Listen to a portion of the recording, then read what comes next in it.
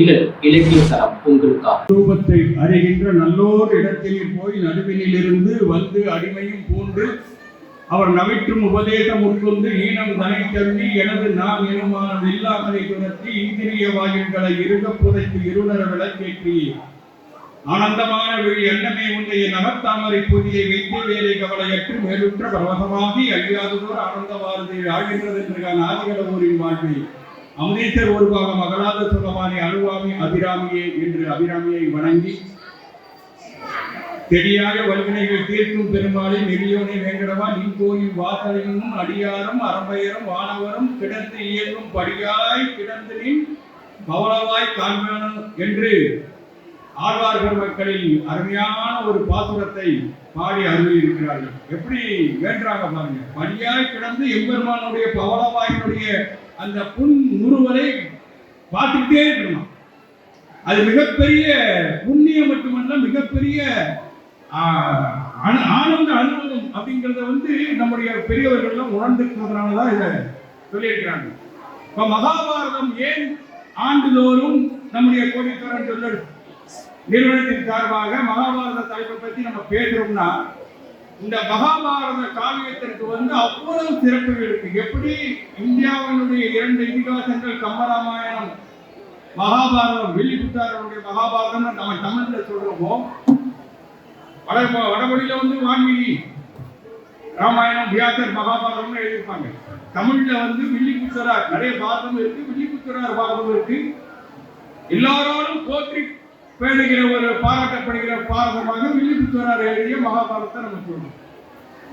மகாபாரதம் ஏன் கேட்கணும் அப்படின்னா, 4 வேதங்கள் இருக்கு இல்லையா, ரெட்டி எதிர் அதனோட சாம வேதம்னு, இந்த 4 வேதங்களை பற்றிய அந்த தத்துவார்த்தமான செய்திகள் எல்லாம் பாமர மக்களுக்கு புரிவதற்கு ரொம்ப சிரமம் அப்படின்னு மகான்கள்லாம் உணர்ந்து அதை ஒரு கதை வடிவில காவிய வடிவில கொடுத்தோம்னா அவங்களுக்கு புரியும் அப்படின்னு சொல்லி உருவாக்குறது தான் மகாபாரதம். அதுல இன்னொரு சிறப்பு என்னன்னா, பெரியவர்கள் என்ன சொல்லியிருக்காங்கன்னா, 4 வேதத்தை கற்றதனுடைய பயன் மகாபாரதத்தை கேட்டாலோ படித்தாலோ பேசினாலோ கிடைக்கும் என்பது அவர்கள் தாற்பயமாக எழுதி வைத்திருக்கிறார்கள். அதிலும் கூடுதலாக இன்னொரு சிறப்பு மகாபாரதத்துக்கு என்ன என்றால், மகாபாரதம் பேசுகிற இடத்திலோ, மகாபாரதத்தை கேட்கிற இடத்திலோ, மகாபாரதத்தை படிக்கிற இடத்திலோ எப்படியோ ஒரு வாரத்துக்குள்ள மழை பெய்கிறது ஒரு தாற்பயம் இல்லையா? அப்போ இந்த மகாபாரதத்தை கேட்கறதுக்கெல்லாம் நம்ம கொடுத்து வச்சிருக்கணும். முதல்ல தெரிஞ்சுக்கணும். இப்ப தொலைக்காட்சியில என்னென்னமோ மகாபாரதம் ஏகப்பட்ட கதைகள் வருது, அது வேற விஷயம். ஆனால் நேரடியாக இது போன்ற அறிஞர் பெருமக்கள் படித்து உணர்ந்து இந்த செய்தியெல்லாம் மக்கள்கிட்ட போய் சொன்னா எப்படி இருக்கும், இந்த செய்தியெல்லாம் மக்கள்கிட்ட போய் கிடைக்கணுமே சொல்லணுமே அப்படின்னு அவங்க தவிச்சிட்டு இருப்பாங்க. அந்த மாதிரியான அறிஞர் பெருமக்கள். அப்போ மகாபாரதத்துல ஒரு அருமையான தலைப்பை கொடுத்துருக்கோம், வெற்றி. மகாபாரத குருஷேத்திர போர் வெற்றி அடைஞ்சாச்சு. அந்த வெற்றி அடைவதற்கான காரணமாக நிறைய கதாபாத்திரங்கள் மகாபாரதத்தில் இருக்கு. பீஷ்மர் இருக்கிறாரு, துரோணாச்சாரியார் இருக்கிறாரு, கிருபாச்சாரியார் இருக்கிறாரு, விஸ்வாமித்திரர், நிறைய பேர் இருக்கிறாங்க, பரசுராமர், இப்படி நிறைய பாத்திரங்கள் இருக்கு. அப்புறம் துரியோதனன் அவங்க சைட்ல 100 பேரு, பஞ்சபாண்டவர்கள் தர்மன், பீமன், அர்ஜுனன், நகுலன், சகாதேவன் 5 பேரு. எல்லாவற்றிற்கு மேலாக குந்தியால் பெறப்பட்ட கர்ணன், அவர் ஒருத்தர் துரியோதன பக்கத்தில் போய் இருக்கிறாரு. இப்படி பல்வேறு பாஞ்சாலி, முக்கியமான கதாபாத்திரம் பாஞ்சாலி, திரௌபதி, அப்படி முக்கியமான கதாபாத்திரங்கள் மூலமாக அவர்களுடைய குணாதிசயங்கள் மூலமாக நமக்கு பல்வேறு நல்ல நல்ல வாழ்க்கையில் உயர வேண்டிய, மனம் மேம்பட வேண்டிய செய்திகளை எல்லாம் அவர்கள் சொல்லிட்டு வராங்க. இப்ப இதுல 2 கதாபாத்திரங்கள் மகாபாரதத்தை தீர்மானிக்கிறது. ஒன்று பகவான் கண்ணன், இன்னொன்று வள்ளல் கர்ணன். இந்த 2 கதாபாத்திரங்கள் தான் குருஷேத்திர போர்ல யார் வெற்றி அடைய வேண்டும் என்பதை தீர்மானிக்கக்கூடிய பாத்திரங்களாக வில்லிபுத்தரார் படித்திருப்பார். அதுல எது சிறந்து விளங்குகிறது, யாருடைய அந்த சூட்சுமம் வெற்றிக்கு காரணமாக அமைகிறதுன்றது இந்த 6 பேர் பேசுவதற்கு. இந்த 6 பேரும் நம்ம நினைக்கிற சாதாரணமா பட்டிமன்றத்தில் சொல்லரங்கத்தில் பேசுறாங்கன்னு நினைக்கக்கூடாது. 6 பேரும் தமிழ்நாட்டில் பல்வேறு மாவட்டங்களுக்கு சென்று தங்களுடைய வன்மையால் பல்வேறு கருத்துக்களை மக்களை வசீகரிக்கக்கூடிய ஆற்றல் மிகுந்த பேச்சாளர்கள் இங்கு வருகை தந்திருக்கிறார்கள். அதிலும் பகவான் கண்ணன் தான் சூட்சுமத்திற்கு காரணம். வெற்றியினுடைய சூழ்ச்சி காரணத்திற்காக இந்த பக்கம் ஒரு 3 பேர் ஒருத்தர் வந்துட்டு இருக்காரு, சபாவில் ஒருத்தர் தாண்டி வந்துட்டு இருக்காரு. கண்ணை கேட்ட ஆரம்பிச்சு நடுவர் எப்படி மறந்துவாருன்னு தெரிஞ்சு அப்பப்ப ஞாபகப்படுத்துறாங்க. பகவான் கண்ணன் தான் மகாபாரத வெற்றியினுடைய சூழ்ச்சிரதாரி அப்படின்னு பேசுவதற்காக நாவரத்தி மீனாட்சி நடராஜன் நல்ல 2 இருக்க 5 வந்துடும், மக்கள் வந்துடுவாங்க. எல்லாம் வந்து இங்க வந்து அமர்ந்து மகாபாரதத்தை எப்படி மகாபாரத கதை வந்து எப்படின்னா மகாபாரத அந்த கருத்துக்கெல்லாம் மக்களை ஈர்த்து கொண்டாடுறோம். பகவான் கண்ணன் தான் என்கிற அணியில பிரமாதமாக பேசக்கூடிய எங்களது அன்பு தம்பி செல்வமாரி அவர்கள், அவர்கள் தமிழ்நாடு அரசினுடைய தூய தமிழ் பற்றாளர் விருதெல்லாம் வாங்கி எல்லாரும் கொண்டாடிட்டு இருக்காங்க. அது ஒரு பக்கம். அதனை தொடர்ந்து முனைவர் சொர்ணவல்லி அவர்கள் பகவான் கண்ணன். இந்த அம்மாவை ஏன் பகவான் கண்ணன் அணியில போட்டோம்னா, ஒரு தடவை கர்ணனுக்கு போட்டு விட்டேன். நான் பேசுறதுல அந்த அம்மா மேடையில் பேசுது, எனக்கு பேசுறது ஒண்ணுமே இல்லை, என்னடா பேசுறதுன்னு யோசனை பண்ணேன். அதனால பார்த்தேன் அந்த அம்மாவை கண்ணன்ல போட்ட நமக்கு பேச்சு வராது. அதனால கண்ணன் பகவான் கண்ணன்ல போட்டேன். மேடையில் சொல்லிட்டோமா எதுக்காக உங்களுக்கு கண்ணனை போட்டேன் அப்படின்னு. இந்த பக்கம் பார்த்தீங்கன்னா வள்ளல் கர்ணன் தான் மகாபாரத வெற்றிக்கு சூத்திரதாரியாக இருக்கிறார் அப்படின்னு நம்முடைய மாரீஸ்வரி அவர்கள் ரொம்ப அற்புதமா பேசக்கூடியவங்க. நல்ல பல்வேறு நூல்களை படித்து வந்து நிறைய வேலைகளை கலக்கிருக்காங்க மாரீஸ்வரி அவர்கள். அருமையா பேசுவாங்க. அதனை தொடர்ந்து நம்முடைய சொல்லரசு சுவாமிநாதன் அவர்கள், அவரும் அதே மாதிரி தான். அது லா பாயிண்ட் தான். அவர் வந்து நான் நிறைய வேலைகள் அவரை பத்தி சொல்லும்போது என்னன்னா மைண்டு மண்டக்குள்ளேயே கம்ப்யூட்டர் வச்சிருப்பாரு, செட் பண்ணி வச்சிருக்காங்க. எந்த தகவலை கேட்டாலும் டக்கு டக்கு டக்கு டக்கு டக்குன்னு சொல்லிடுவார். மகாபாரத தலைப்புல ஏகப்பட்ட இடத்துல நாங்கள் போய் பேசிட்டு வரோம். ரொம்ப அற்புதமா பேசக்கூடியவர் நம்முடைய சுவாமிநாதன் அவர்கள். வள்ளல் கண்ணன் தான் என்கிற தலைப்பிலே எனது அன்பு தம்பி முனைவர் சரவணகுமார் வந்துட்டு இருக்கார். வந்தவொன்னு அவர் பேசுவோம். 2 செய்தி சொல்லிட்டு இவர்களை நான் பேசுவதற்காக வழிவிடுகிறேன். ஒன்று என்ன இருக்குமா, எத்தனை நிறைய மேடைகளை நான் சொல்லிட்டு வர்றதுதான். ஒரு வயதான பணக்காரர் 80 வயசு பணக்காரராக இருக்கார். அவருக்கு திடீர்னு மைல்டா ஒரு ஹார்ட் அட்டாக் வந்துருக்கு. மருத்துவமனையில் போய் சேர்ந்தார். நல்லா கவனிச்சு வரணும், 80 வயசு பெரியவர், நல்ல பணக்காரர். மருத்துவமனையில் போய் சேர்த்தாங்க. ஐசியூவில் அவர் அட்மிட் பண்ணி 4 நாட்கள் அவருக்கு ட்ரீட்மெண்ட் நடக்கும். 4வது நாள் டாக்டர் வர, பெரியவரே உங்க ஹார்ட் அட்டாக் நாங்கள் சரி பண்ணிட்டோம், உங்க உயிரை காப்பாற்றிட்டோம், அதனால இன்னைக்கு நீங்க டிஸ்சார்ஜ் ஆயிடலாம் அப்படின்னு சொன்ன உடனே பெரியவர் கட்டில் விட்டு இறங்குறாரு. இறங்கி தன்னுடைய வேஷ்டி கட்டல் லக்கேஜ் எல்லாம் எடுத்து வச்சு இறங்குறாரு. இறங்கும் போது டாக்டர் இப்படி ஒரு சீட்டை கொண்டாந்து பெரியவருக்கு நீட்டுறாங்க. பெரியவர் பார்த்துட்டு என்னதுங்க, உங்களுக்கு 4 நாட்கள் மருத்துவமனையில் ட்ரீட்மெண்ட் பண்ணோம்ல, அதுக்கான ஃபீஸ் அப்படின்னு பில்லு அப்படின்னு அவர் பார்த்தாரு. அதில் 4 லட்ச ரூபா போட்டுக்கலாம். 4 நாள் ட்ரீட்மெண்ட் எடுத்துட்டு 4 லட்ச ரூபாய்னு பெரியவர் அதிர்ச்சி அடைவார்னு இவன் டாக்டர் நினைச்சிட்டு இருக்காரு. அவர் அதை பார்த்தோன்னே சிரிக்க ஆரம்பிச்சார் பெரியவர். இப்ப டாக்டருக்கு வெக்கமா போச்சு. டாக்டர் கேட்டாரு, ஏன் பெரியவர் நான் பில்லு அதிகமா போட்டேன்னா 4 லட்ச ரூபா உங்களுக்கு ஜாஸ்தியா தெரிஞ்சுன்னா சொல்லுங்க, ஒரு 30,000 40,000 நான் குறைச்சிக்கிறேன் டாக்டர் சொல்றேன். பெரியவர் திருச்சிக்கிட்டே சொன்னாங்க, அதுக்கு சிரிக்கல டாக்டர், 4 நாட்கள் மருத்துவமனையில் ஐசியூ வார்டில் வச்சு என்னுடைய ஹார்ட் அட்டாக்கை சரி பண்ணி என் உயிரை காப்பாற்றுறதுக்கே 4 லட்ச ரூபா பில்லு போட்டிருக்கீங்க. 80 வயது வரைக்கும் எவ்வளவுமா என் உயிரை காப்பாத்திட்டு இருக்கிறாரே, அவருக்கு நான் என்ன ஃபீஸ் கொடுப்பேன் அப்படின்னு. இல்லையா? அது மாதிரிதான் நம்ம நினைச்சிட்டு இருக்கிறோம், நம்ம தான் வாழ்ந்துட்டு இருக்கிறோம், நம்மளாலதான் எல்லாம் நடக்கும். கதையே கிடையாது. இறைவன் நினைத்தால் மட்டும்தான் ஒருவன் உயிரோடு எவ்வளவு நாள் வாழ வேண்டும் என்பதை அவன் தீர்மானிக்கிறான். புரிதலுக்கு போயிடணும்னு உண்டான், மேல இருந்து ஆகாயத்துல இருந்து கீழே விழுந்து தப்பிக்கணும்னு இருக்கான். அப்படிங்கும்போது இறைவன் இல்லாமல் எதுவுமே அசையாது, அவனின்றி ஓரளவும் அசையாது பெரியவங்க சொல்லியிருக்காங்க இல்லையா. இன்னொரு செய்தி நான் சொல்லிட்டு இவங்களை நான் பேச விடுறேன். நம்முடைய முன்னோர்கள் ஒன்றும் முட்டாள்கள் கிடையாது. எவ்வளவு 63 நாயன்மார்கள், நால்வர்கள், அப்பர் சுந்தரர், ஞானசம்பந்தர், மாணிக்கவாசகர், பின்னால வந்த திருவள்ளுவர், இன்னும் நிறைய மகான்கள், சேக்கிழார் இயற்றிய பெரிய புராணம், இது சமீபத்தில் நம்மோட வாழ்ந்த ராமலிங்க வள்ளலார், மகாகவி பாரதியார், கண்ணதாசன் மறிக்க வச்சுக்கலாம். இத்தனை மகான்களும் இந்த மனிதன் குலம் மேம்பட வேண்டும் என்பதற்காக, மனிதன் நிம்மதியாக வாழ வேண்டும் என்பதற்காக, மனிதன் பிரச்சனை இல்லாமல் மகிழ்ச்சியாக வாழ வேண்டும் என்பதற்காக தங்களுடைய சிந்தனைகளை, கருத்துக்களை, அனுபவங்களை எல்லாம் புத்தகமாக பாடல்களாக எழுதி நமக்கு கொடுத்துருக்காங்க இல்லையா? தேவாரம் படிக்கிறோம், திருவாசகம் படிக்கிறோம், 12 ஆழ்வார்கள் அருமையாக படைத்திருக்கிற பொக்கிஷமாக திகழ்கிற 4000 திவ்ய பிரபந்தம். 4000 திவ்ய பிரபந்தம்லாம் நீங்க எவ்வாறு வாய்ப்பு கிடைக்குன்னா படிச்சு பாருங்க. அப்படியே கண்ணில இருந்து அப்படியே கண்ணீர் ஆனந்த கேள்வி. நான் முதல்ல சொன்ன பார்த்தீங்களா, ஒரு பட்டு படியாய் கிடப்பின் கௌரவாய் காண்பன்னு, அந்த மாதிரி அவ்வளவு பாடல் இந்த மகான்கள்லாம் எழுதி வச்சிருக்காங்க இல்லையா இந்த புத்தகம். நான் ஒரு இப்ப இருக்கிற காலத்துல, ஒரு காலத்துல நம்ம சினிமா பார்க்கறதுக்கு அதிகபட்சம் ₹1 ₹2 தான். இப்போ ஒரு திரைப்படத்துக்கு போறோம்னா எவ்வளவு செலவு பண்ண வேண்டியிருக்கு? ₹200 டிக்கெட் இல்லையா? ஒரு மாதத்திற்கு ஒரு திரைப்படம் பார்ப்பதற்கு ஒரு செலவு பண்றதுக்கு ₹200. ஒரு குடும்பத்துல 4 பேர் அந்த மாதம் சினிமாவுக்கு போறாங்க, ₹800 சினிமாவுக்கு செலவு, ₹200 தின்பண்டம் வாங்கி சாப்பிடுறது. அப்போ ஒரு திரைப்படம் பார்ப்பதற்கு நம்ம ஏரியாமல் நாம் செலவு செய்கிற பணம் தொகை எவ்வளவு தெரியுமா? ₹1000 செலவு பண்றோம் இல்லையா? வருடத்திற்கு 12 மாதம். நீங்க 12 மாசத்துக்கு சினிமா போறீங்கன்னு வைக்க வேண்டாம். ஒரு 6 படம் பார்க்கறீங்கன்னு வைங்க, வருஷத்துக்கு 6 திரைப்படம் ஒரு குடும்பத்துல பார்க்கறாங்கன்னா எவ்வளவு செலவாகுது? ₹6000 செலவாகுது.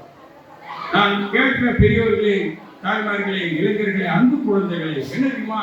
நம்முடைய மகான்கள் எல்லாம் எழுதி வைத்திருக்காங்கல்ல இந்த புத்தகத்துல, அதிகபட்சம் மிஞ்சி போனா ஒரு ₹500 இந்த புத்தகத்தினுடைய தொகை அதிகபட்சம் ₹500 ₹100 இருந்து ₹50 இருக்குங்க. ஏதேனும் ஒரு புத்தகத்தை வாங்கி நீங்க பூஜை அறையில வச்சிருங்க. அது தேவாரமாக இருக்கட்டும், திருவாசகமாக இருக்கட்டும், ஆண்டாளுடைய திருப்பாவையாக இருக்கட்டும், 4000 திவ்ய பிரபந்தத்துல ஆழ்வார்கள் பழைய ஏதாவது ஒரு புத்தகத்தை நீங்க எழுதி பூஜை அறையில வச்சிருங்க. உங்க வாழ்க்கையில எப்பாவது பிரச்சனைகள் வரும். பிரச்சனைகள் இல்லாத மனிதனே கிடையாது. காமெடியா சொல்லணும்னா, பிரச்சனை இருக்க போய் தான் கோயில போய் அர்ச்சனை செய்யலாம் அப்படின்னு சொல்லுவாங்க. அப்போ அந்த பிரச்சனைகள் வருகிற போது பெரியவர்களை நான் ஒரே ஒரு சூட்சமத்தை நான் சொல்லிட்டு இந்த நிகழ்ச்சியில சொல்றேன்.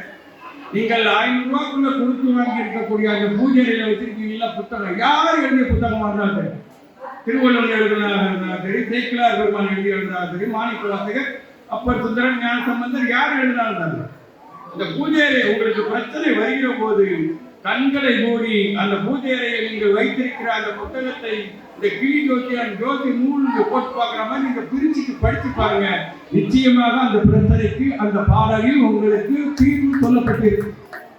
நிச்சயமா ஒரு சொல் உங்களை மாத்திரும். மறந்துடாதீங்க. பாரதி சொல்லுவான், சொல்லை மந்திரமாக்குமா, மந்திரம் போல் வேண்டுமாடா சொல் இன்பம் அப்படிமா. மந்திரம்னா என்னது? ஒரு சொல்லை மீண்டும் மீண்டும் மீண்டும் மீண்டும் மீண்டும் நம்ம உருவத்தை கோயில போய் பெருமாள் பக்கத்துல போயிட்டு பாடுறாங்க, மந்திரத்தை சொல்றாங்கன்னா மீண்டும் மீண்டும் மீண்டும் சொல்றதுனால அது மந்திரமாக மாறும். இப்போ ஒரு சின்ன உதாரணம் சொல்றாரு. வாழ்க வளமுடன் வேதாத்திரி ரிஷி சமீபத்தில் நம்மோட வாழ்க வளம், அவர் வாழ்க வளமுடன் அந்த சொல்லுக்கு மட்டும்தான் சொல்றாரு. அது இப்போ உலகம் முழுவதும் மந்திரமா போயிட்டு தொலைபேசியில யாராவது எடுத்தாங்கன்னா வாழ்க வளமுடன் அப்படின்னு ஆரம்பிக்காங்க. அப்போ ஒரு சொல்லை மந்திரமாக்கக்கூடிய ஆற்றல் அந்த சொல்லுக்கு நாம் மீண்டும் மீண்டும் மீண்டும் சொல்ல சொல்ல சொல்ல ஏற்படும். அதனால கணபதி யோகம் நடத்துகிற போதோ, சுதர்சன யோகம் நடத்துகிற போதோ, வீட்டில் ஏதாவது யாகங்கள் நடத்துகிற போது மந்திரங்களை சொல்றதுக்கு காரணம் தான். ஆக இதெல்லாம் நமக்கு பெரியவர்கள் வழி வழியாக நமக்கு செய்திருக்கக்கூடிய பெரிய பொக்கிஷங்கள். நம்ம இந்த பொக்கிஷத்தெல்லாம் விட்டுட்டு வேற எதையில்லாமோ சொத்து தேடி அடைஞ்சு இறங்கி நம்ம பண்ணிட்டு இருக்கோம். அது ஒரு பக்கம் இருக்கட்டும். அது வாழ்க்கைக்கு பணம் தேவை இல்லையா? அது ஒரு பக்கம். ஆக மகாபாரதத்துல அதனுடைய வெற்றிக்கு சூத்திரதாரியாக யார் திகழ்ந்ததுல ரொம்ப அதிகமாக போற்றப்பட வேண்டியவர் வள்ளல் கண்ணனா, பகவான் கண்ணனா. பகவான் கண்ணன் என்கிற அணியில் இருந்து உங்களை பார்க்கறேன், அவங்களை கூட்ட போறேன். வாங்க தூத்துக்குடியில இருந்து சாமிக்கார தெரியுது அப்படின்னு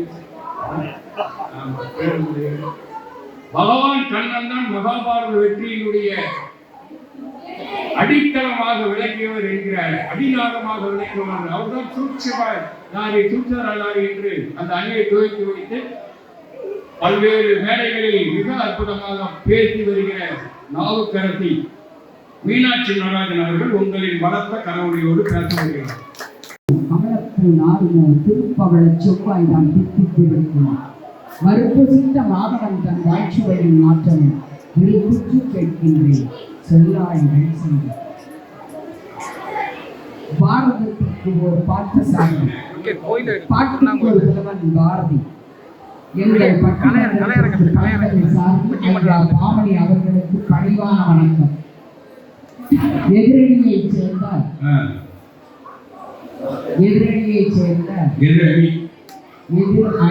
சேர்ந்த எதிரிகள் அவர்கள் எங்களுக்கு நண்பர்கள் தான்.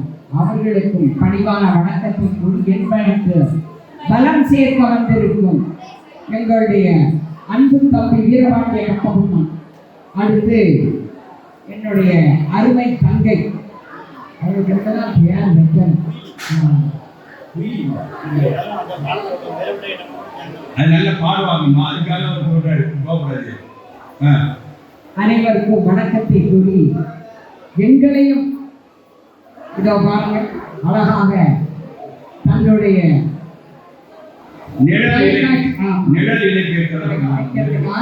அழகாக எடுத்துக்கொண்டிருக்கும் தம்பி பிரபு அவர்களுக்கும் வணக்கத்தை கூறி இங்கே குழுமியிருக்கும் ஆன்மீக நண்பர்களுக்கும் அன்பர்களுக்கும் சகோதர சகோதரிகளுக்கும் வணக்கத்தை கூறி இவெல்லாம் நீங்க இதெல்லாம் கணக்கில் இருக்கலாம். இனிமேல் நான் ஆரம்பிக்கவே போறேன். நடுவர் அவர்களே, மகாபாரத வெற்றிக்கு காரணம் யாரு? இதான கேள்வி. ரொம்ப சிம்பிள். கண்ணன் தான் காரணம். பகவான் கிருஷ்ணன் தான். அவனன்றி ஓர் அளவும் அசையாது. இது எல்லாத்துக்கும் தெரிஞ்சதுதான். கண்ணன் இல்லைன்னா அங்க மகாபாரதமே கிடையாது, வெற்றி கிடையாது. உடனே சூழ்ச்சி அப்படின்ட்டுலாம் பேசக்கூடாது. தந்திரம், அரசியல், ராஜ தந்திரம் எதுவுமே கிடையாது. ஏன்னா அவரவர்கள் விதிப்படிதான் எல்லாமே நடந்து கொண்டிருக்கிறது. சின்ன வயசுலேருந்தே கண்ணன் கூட பழகி அவருக்கு தேரோட்டி நிறைய விஷயங்களெல்லாம் வந்து புத்தவர் வந்து கேட்கிறாரு, கண்ணா இவ்வளவு நீ பண்ணுறீங்க, முன்னுக்கு பின் வரணும் அவங்களாம் பேசுவாங்கல்ல, அந்த மாதிரி அவரும் கேட்கிறாரு. அவங்க அணி சார்பில் நீ பேசுவதெல்லாம் செய்வதெல்லாம் முன்னுக்கு பின் வரனாக இருக்கிறது. நான் என்ன சொன்ன, நான் ஒன்றுமே செய்யலேங்கிறார் கண்ணபிரான். நீ நினைத்திருந்தால் இந்த சூதாட்டம் தான் மெய். மற்றபடி நிறைய காரணங்கள் இருக்கு. பாஞ்சாலி சிரிச்சது வச்சு அதெல்லாம் வேற விஷயம்.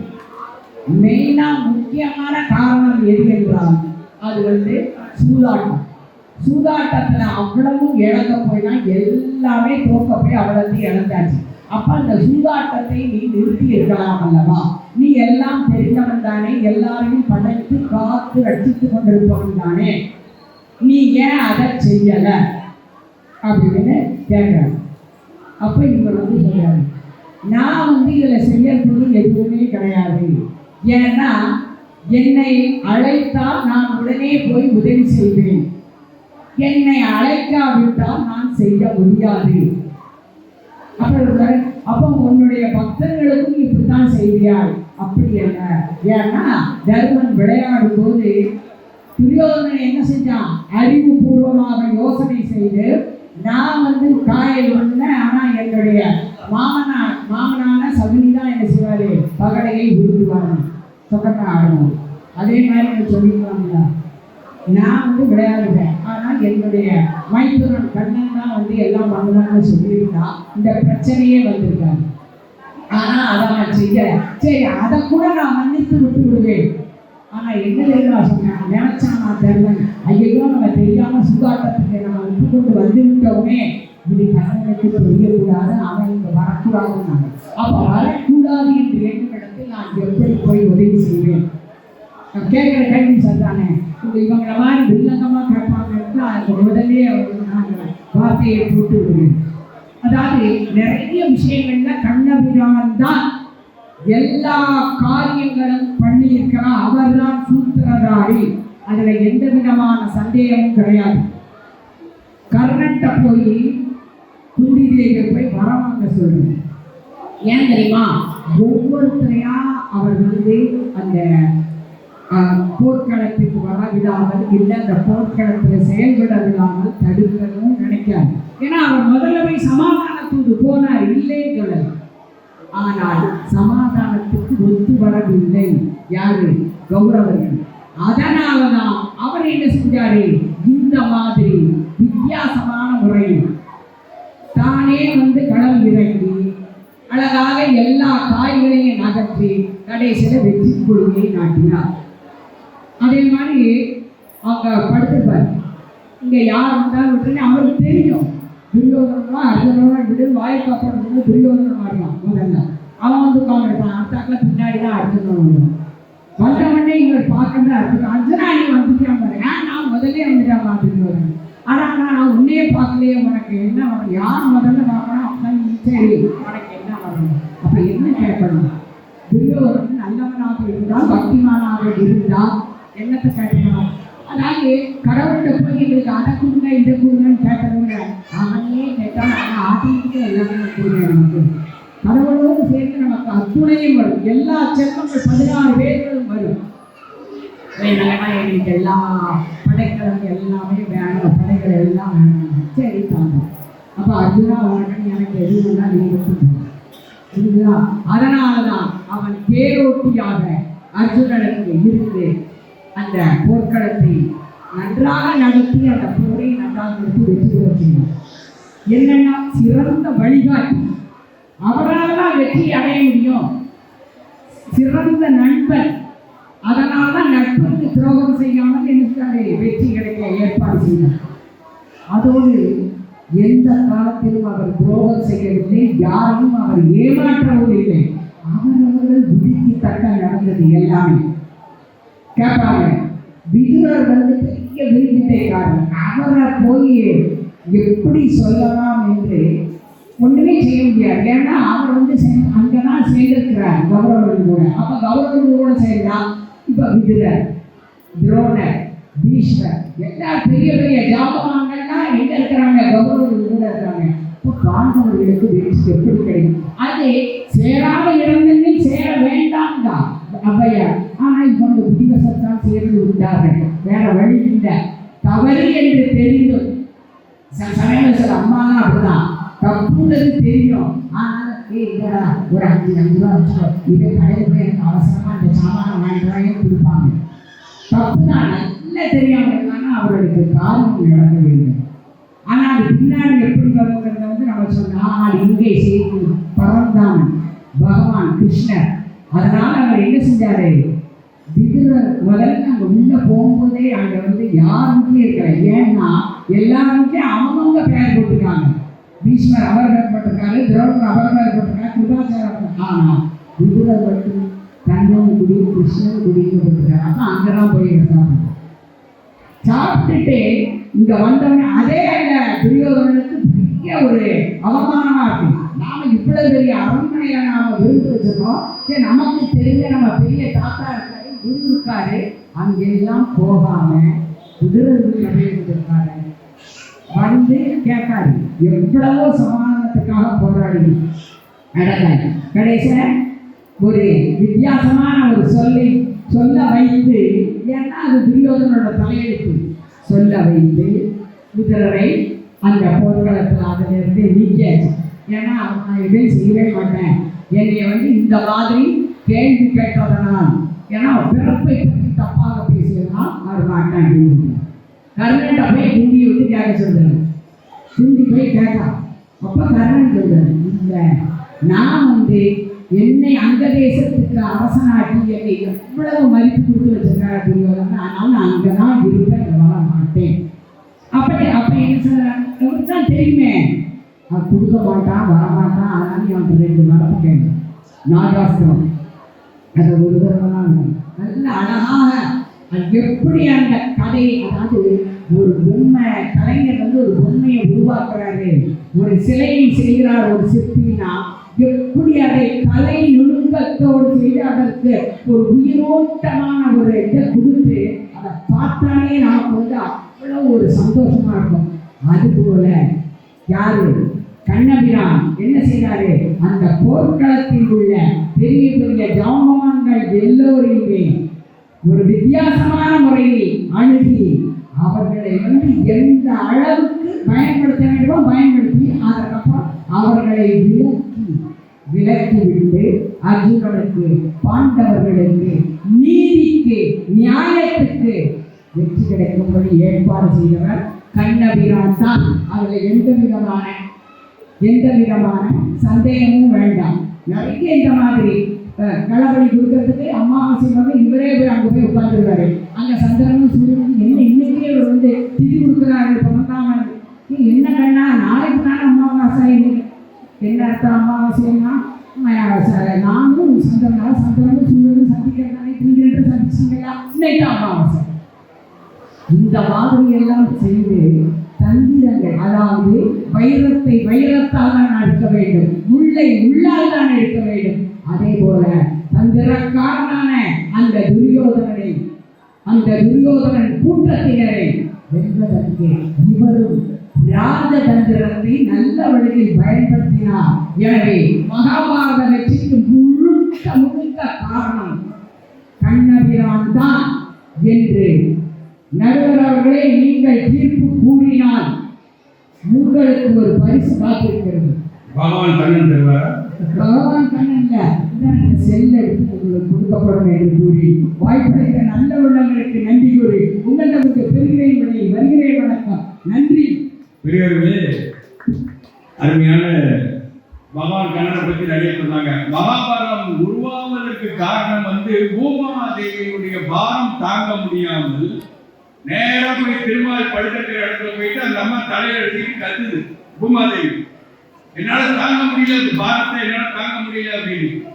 அப்பதான் திருமால் என்ன சொல்றாரு, நான் பூமியில வந்து பகவான் கண்ணனாக அவதரித்து இந்த பூமியினுடைய பாரத்தை உன்னுடைய பாரத்தை நான் குறைக்கிறேன் அப்படின்னு திருமாலாக இருக்கும்போது அவர் வந்து வாக்கு கொடுத்து அப்பதான் அவதாரம் எடுக்கிறார். இதுல பெரிய பிரச்சனை அந்த அம்மா அழகா சொன்னாங்க, 3 செய்தி சொன்னாங்க. பெரிய பிரச்சனை எங்க வருது? தர்மர் வந்து ஒரு மிகப்பெரிய அரண்மனையை கட்டி ராஜசூய யாகம் நடத்துறாரு. அதை நடத்த வைக்கிறது நாரதர் முனிவர் மூலமாக நடத்துறாங்க. அப்ப இவங்க பங்காளிகள் தான். யாரு? தர்மரும் துரியோதனன் கூட்டாளி பங்காளிகள் தான். சித்தப்பா பெரியப்பா மக்கள் எல்லாத்தையும் கூப்பிடுறாரு. கிரகபிரவேசத்துக்கு வாங்க, இந்த அரண்மனையுடைய ராஜசூய யாகத்துக்கு வாங்க கூப்பிடும் போது 2 சம்பவம் நடக்கும். துரியோதனன் எல்லாரும் வராங்க. வருகிற போது மேல்முற்றத்தில் பாஞ்சாலி நின்று ரோடியோடு நின்றுட்டு இருப்பா. கீழே அந்த பளிங்கு தலை, இப்ப டைம் சொல்லுவோம் இல்லையா, அந்த மாதிரி அந்த அரண்மனையில பெரிய பளிங்கு தலை, அதுல கோலம் போட்ட மாதிரியான ஒரு இடம். இதை நீங்க திரைப்படத்தை கூட பார்த்துக்கலாம், அல்லது கதையில கேள்விப்பட்டிருக்கலாம். துரியோதனன் அது வந்து கோலம் தான் நினைச்சு காலை வைப்பா, அது தண்ணி கலாகமா இருக்கும். தப்பு கீழே விடுறோம். மேல முற்றத்தில் இருக்கிற பாஞ்சாலி தோழிகள் பார்த்து கொள்ளு திருச்சிடுவாங்க.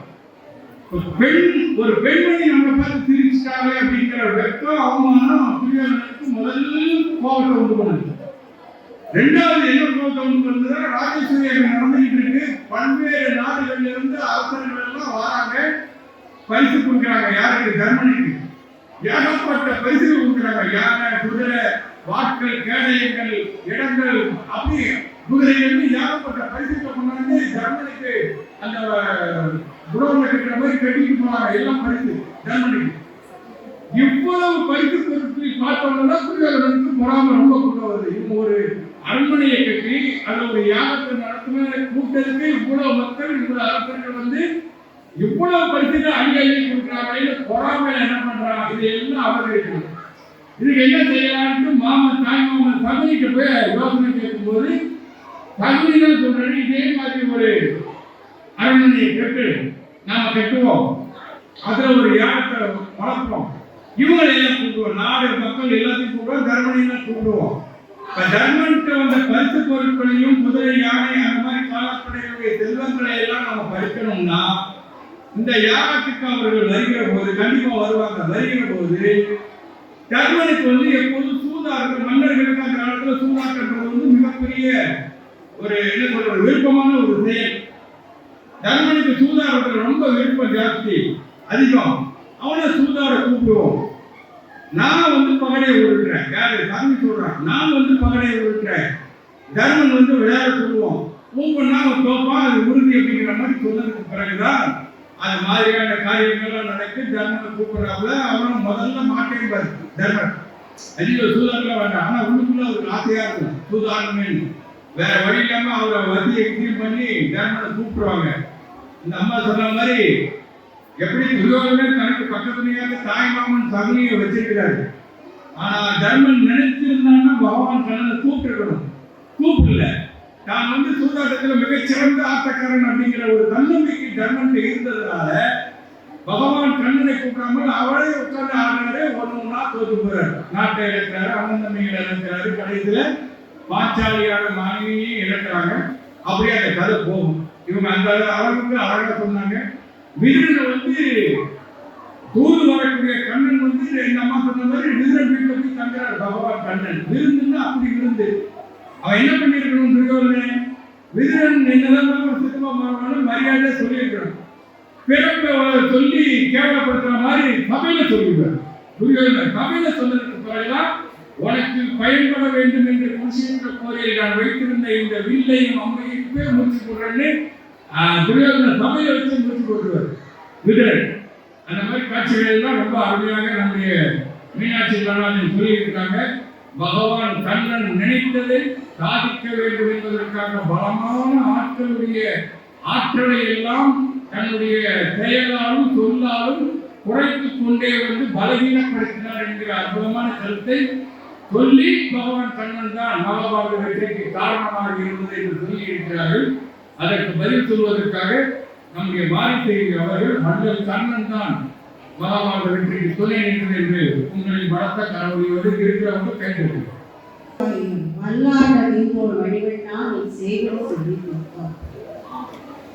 நம் நடுவர் அவர்கள் மிக அழகாக சொன்னது போல் அவனன்றி ஒரு அணுவும் வசையாது என்ற இந்த திருவேங்கடநாதபுரத்தில் இந்த அழகான புரட்டாசி சனிக்கிழமையில் இன்று இந்த சொல்லரங்கத்தில் பங்கு பெறும் வாக்கியத்தை பெருமாள் தந்ததோடு எங்கள் நடுவர் அவர்கள் நீங்கள் தந்ததற்கு நன்றி கூறி ஆரம்பிக்கிறேன்.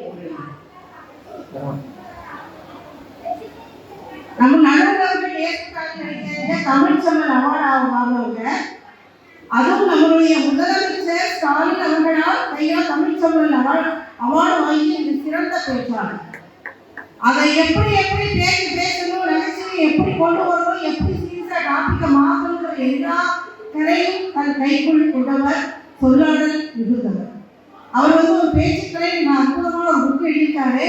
அதை வாங்கி படிச்சீங்கன்னா பேச முடியாம கூட பேசலாம். அந்த மாதிரி ஒரு அருமையான புத்தகம். இப்போ டாபிக் வருவோம். மகாபாரத காப்பியத்தின் வெற்றிக்கு காரணம் என்னன்னா, இந்த போரோட வெற்றியை பற்றி நினைக்கக்கூடாது. ஒரு காப்பியத்தின் வெற்றி என்றால் அந்த காப்பியத்தை பற்றி பேசும்போது யார் நினைத்து வருகிறார்கள் அதை யோசியுங்கள். மகாபாரதம் என்றால் நீ நிறைய பேர் கேட்டு பாருங்க, எல்லாரும் மகாபாரதத்துக்கு பிடிச்ச கேரக்டர் கர்ணன் சொல்றாங்க. கர்ணனை பற்றிய அவ்வளவு அல்லாதவர்கள் கூட மனதில் பதித்தவன் தான் கர்ணன். அப்பேற்பட்ட மகானுபாவம். நம்ம மீனாட்சி அம்மா நான் பேசுகிற பாயிண்ட் நிறைய அவங்க எடுத்து கொடுத்தாங்க. ரொம்ப சந்தோஷம், நன்றி. ஏன்னா அவங்க கிருஷ்ணன் ஒரு சூத்திரதாரி, அவங்க நிறைய டெக்னிக்கல் டாக்டிக்ஸ் எல்லாம் ஃபாலோ பண்ணி எல்லாம் பண்ணிட்டாருக்காங்க. இங்கதான் நீங்க யோசிக்கணும். மனிதனும் தெய்வமாகலாம் அவனுடைய முயற்சியினால் எல்லாமே அவன் மாறான். ஆனால் நீ கர்ணன் சாதாரண ஒரு மனித பேர். கண்ணனுக்கு ஈக்குவலா இன்னைக்கு மகாபாரதத்தில் பேசப்படுறாருன்னா அந்த கர்ணன் எப்படிப்பட்ட கேரக்டர் யோசிக்கணும். கர்ணனுடைய பிறப்பு பற்றி எல்லோருக்கும் துர்வாச மகரிஷி கொடுத்த ஒரு வரத்தை குந்தி தேவி விளையாட்டாக பரீட்சித்து பார்க்க விருதற்காக வேண்ட விளைவுதான் அந்த சூரியபுத்திரன். அவன் நீரில் பூத்த ஒரு நெருப்பு. பிறந்த உடனே ஆற்றில் விடப்பட்டவன். அதாவது ஒரு குழந்தையை வளர வேண்டுமானால், நன்றாக வளர்ந்து சமூகத்தில் நல்ல மதிப்பு பெற வேண்டுமானால் முக்கியமான 4 பேர் மாதா, பிதா, குரு. இங்கு மாதாவான சூரியன் பிறந்தவுடனே ஆற்றில் விட்டுவிட்டார். பிதாவான சூரியனோ தானா பிதா என்று சொல்ல முடியாமல் இருக்கிறார். குருவான பரசுராமரோ உன்னுடைய முக்கிய காலத்தில் நீ கற்ற கலைகள் எல்லாம் உனக்கு மறந்து போகட்டும் என்று சாபம் விட்டு விட்டார். தெய்வமாகிய கிருஷ்ணனோ எதிரணியில் இருந்து கொண்டு கர்ணனில் என்னென்ன சிறப்புகள் உண்டோ அது அவளுக்கு வரமாக வாங்கிக் கொள்ளும். அப்படி எப்பேற்பட்ட ஒரு சூழ்நிலை அந்த குழந்தை வளர்ந்துக்கும் பாருங்க. ஆற்றில் விடப்பட்ட கர்ணன் 750 நாள் வளர்க்கப்பட்டு ஒரு முக்கியமான ஒரு சபையில் அர்ஜுனனுக்கு நிகரான ஒரு விருப்பத்தை நிகழ்த்துகிறான். அர்ஜுனனுடைய குருவான துரோணனும் கிருபாச்சாரி அது பொறுக்காது. நம்ம ஒரு மாணவனுக்கு நல்லா சொல்லிக் கொடுத்துருக்கோம், அவனுக்கு ஈக்குவலா யாரா இவனுக்கு நல்ல ரிசல்ட் இருக்கான், அது சரியில்லையே. அப்ப நீங்க அவன் குலம் என்ன கோத்திரம் என்ன அவனை இழிவுபடுத்தி பேசும்போது அவன் கர்ணன் கூடி குறுகி அழுது நிற்கிறான். ஒருத்தங்க என்ன சொன்னாலும் கொடுத்துப்பாங்க. யோசிச்சு பாருங்க, ஒரு பணம் இல்லை, நீ படிக்கல, அதுனா கூட இழப்பணும். ஆனால் பிறப்பை பற்றி ஒருவன் பேசும்போது ஒருவன் எப்படி கொதித்தெழுவான், எப்படி கூறி குறுங்குவான் என்பதற்காக நிகழ்ச்சி அவங்க சொல்றாங்க. அந்த இடத்துல தான் துரியோதனன் வாரான். ஏன் அவன் அரசன் என்பதால் அவனை வைக்க மாட்டேங்கிறா, இப்போது என்னுடைய அர்த்த நாட்டுக்கு அவனுடைய அரசனாக்கினேன். அந்த இடத்துல துரியோதனன் கர்ணனை வெறுக்கிறானே, அந்த செங்கோட்டு கடன் தான் செங்குருதியை அவன் நீண்டு தொடங்குகிறது. மகாபாரத போரில் அவன் விட்ட செங்குருதி எல்லாம் அவன் ஏற்ற செஞ்சோட்டு கடன் தான். ஒரு கஷ்டமான காலத்தில் ஒருத்தர் நம்ம காப்பாற்றணும்னு வச்சுக்கோங்க, எவ்வளவுதான் கெட்டவனா இருக்குங்க, நமக்கு அவன் தெய்வம் இல்லையா? அப்போ வணக்கம் கெட்டவனா இருக்கும், அவன் எனக்கு வந்தா தெரியும். அந்த மாதிரிதான் ஒரு துரியோதனுடைய நட்பு. அவன் கர்ணனை பற்றி சொல்வார்கள், பாக்கியத்திற்கு மழையும் இல்லை, கர்ணனுக்கு பின் கொடையும் இல்லை.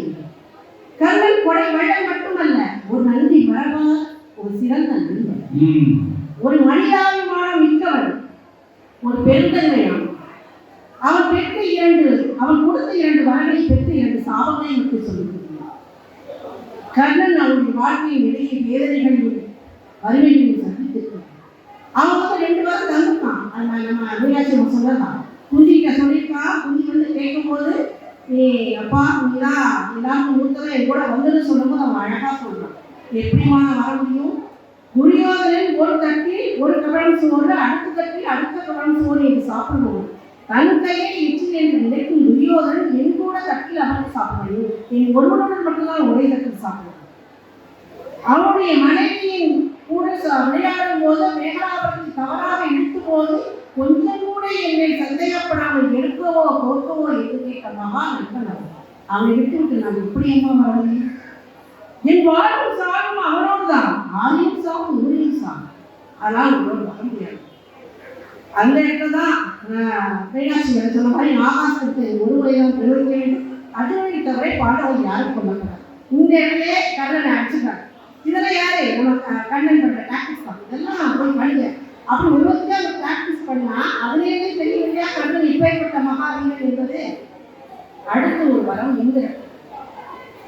இந்திரன் அர்ஜுனனுடைய தந்தை. அவன் நம்ம கர்ணன் இருந்தா அர்ஜுனனை காப்பாற்ற முடியாது என்று தெரிந்து ஒரு அந்தன வேடம் அணித்து அவன் மாளிகைக்கு போறான், கர்ணனுடைய கவச குண்டலங்களை காரணமாக பெறுவதற்கு.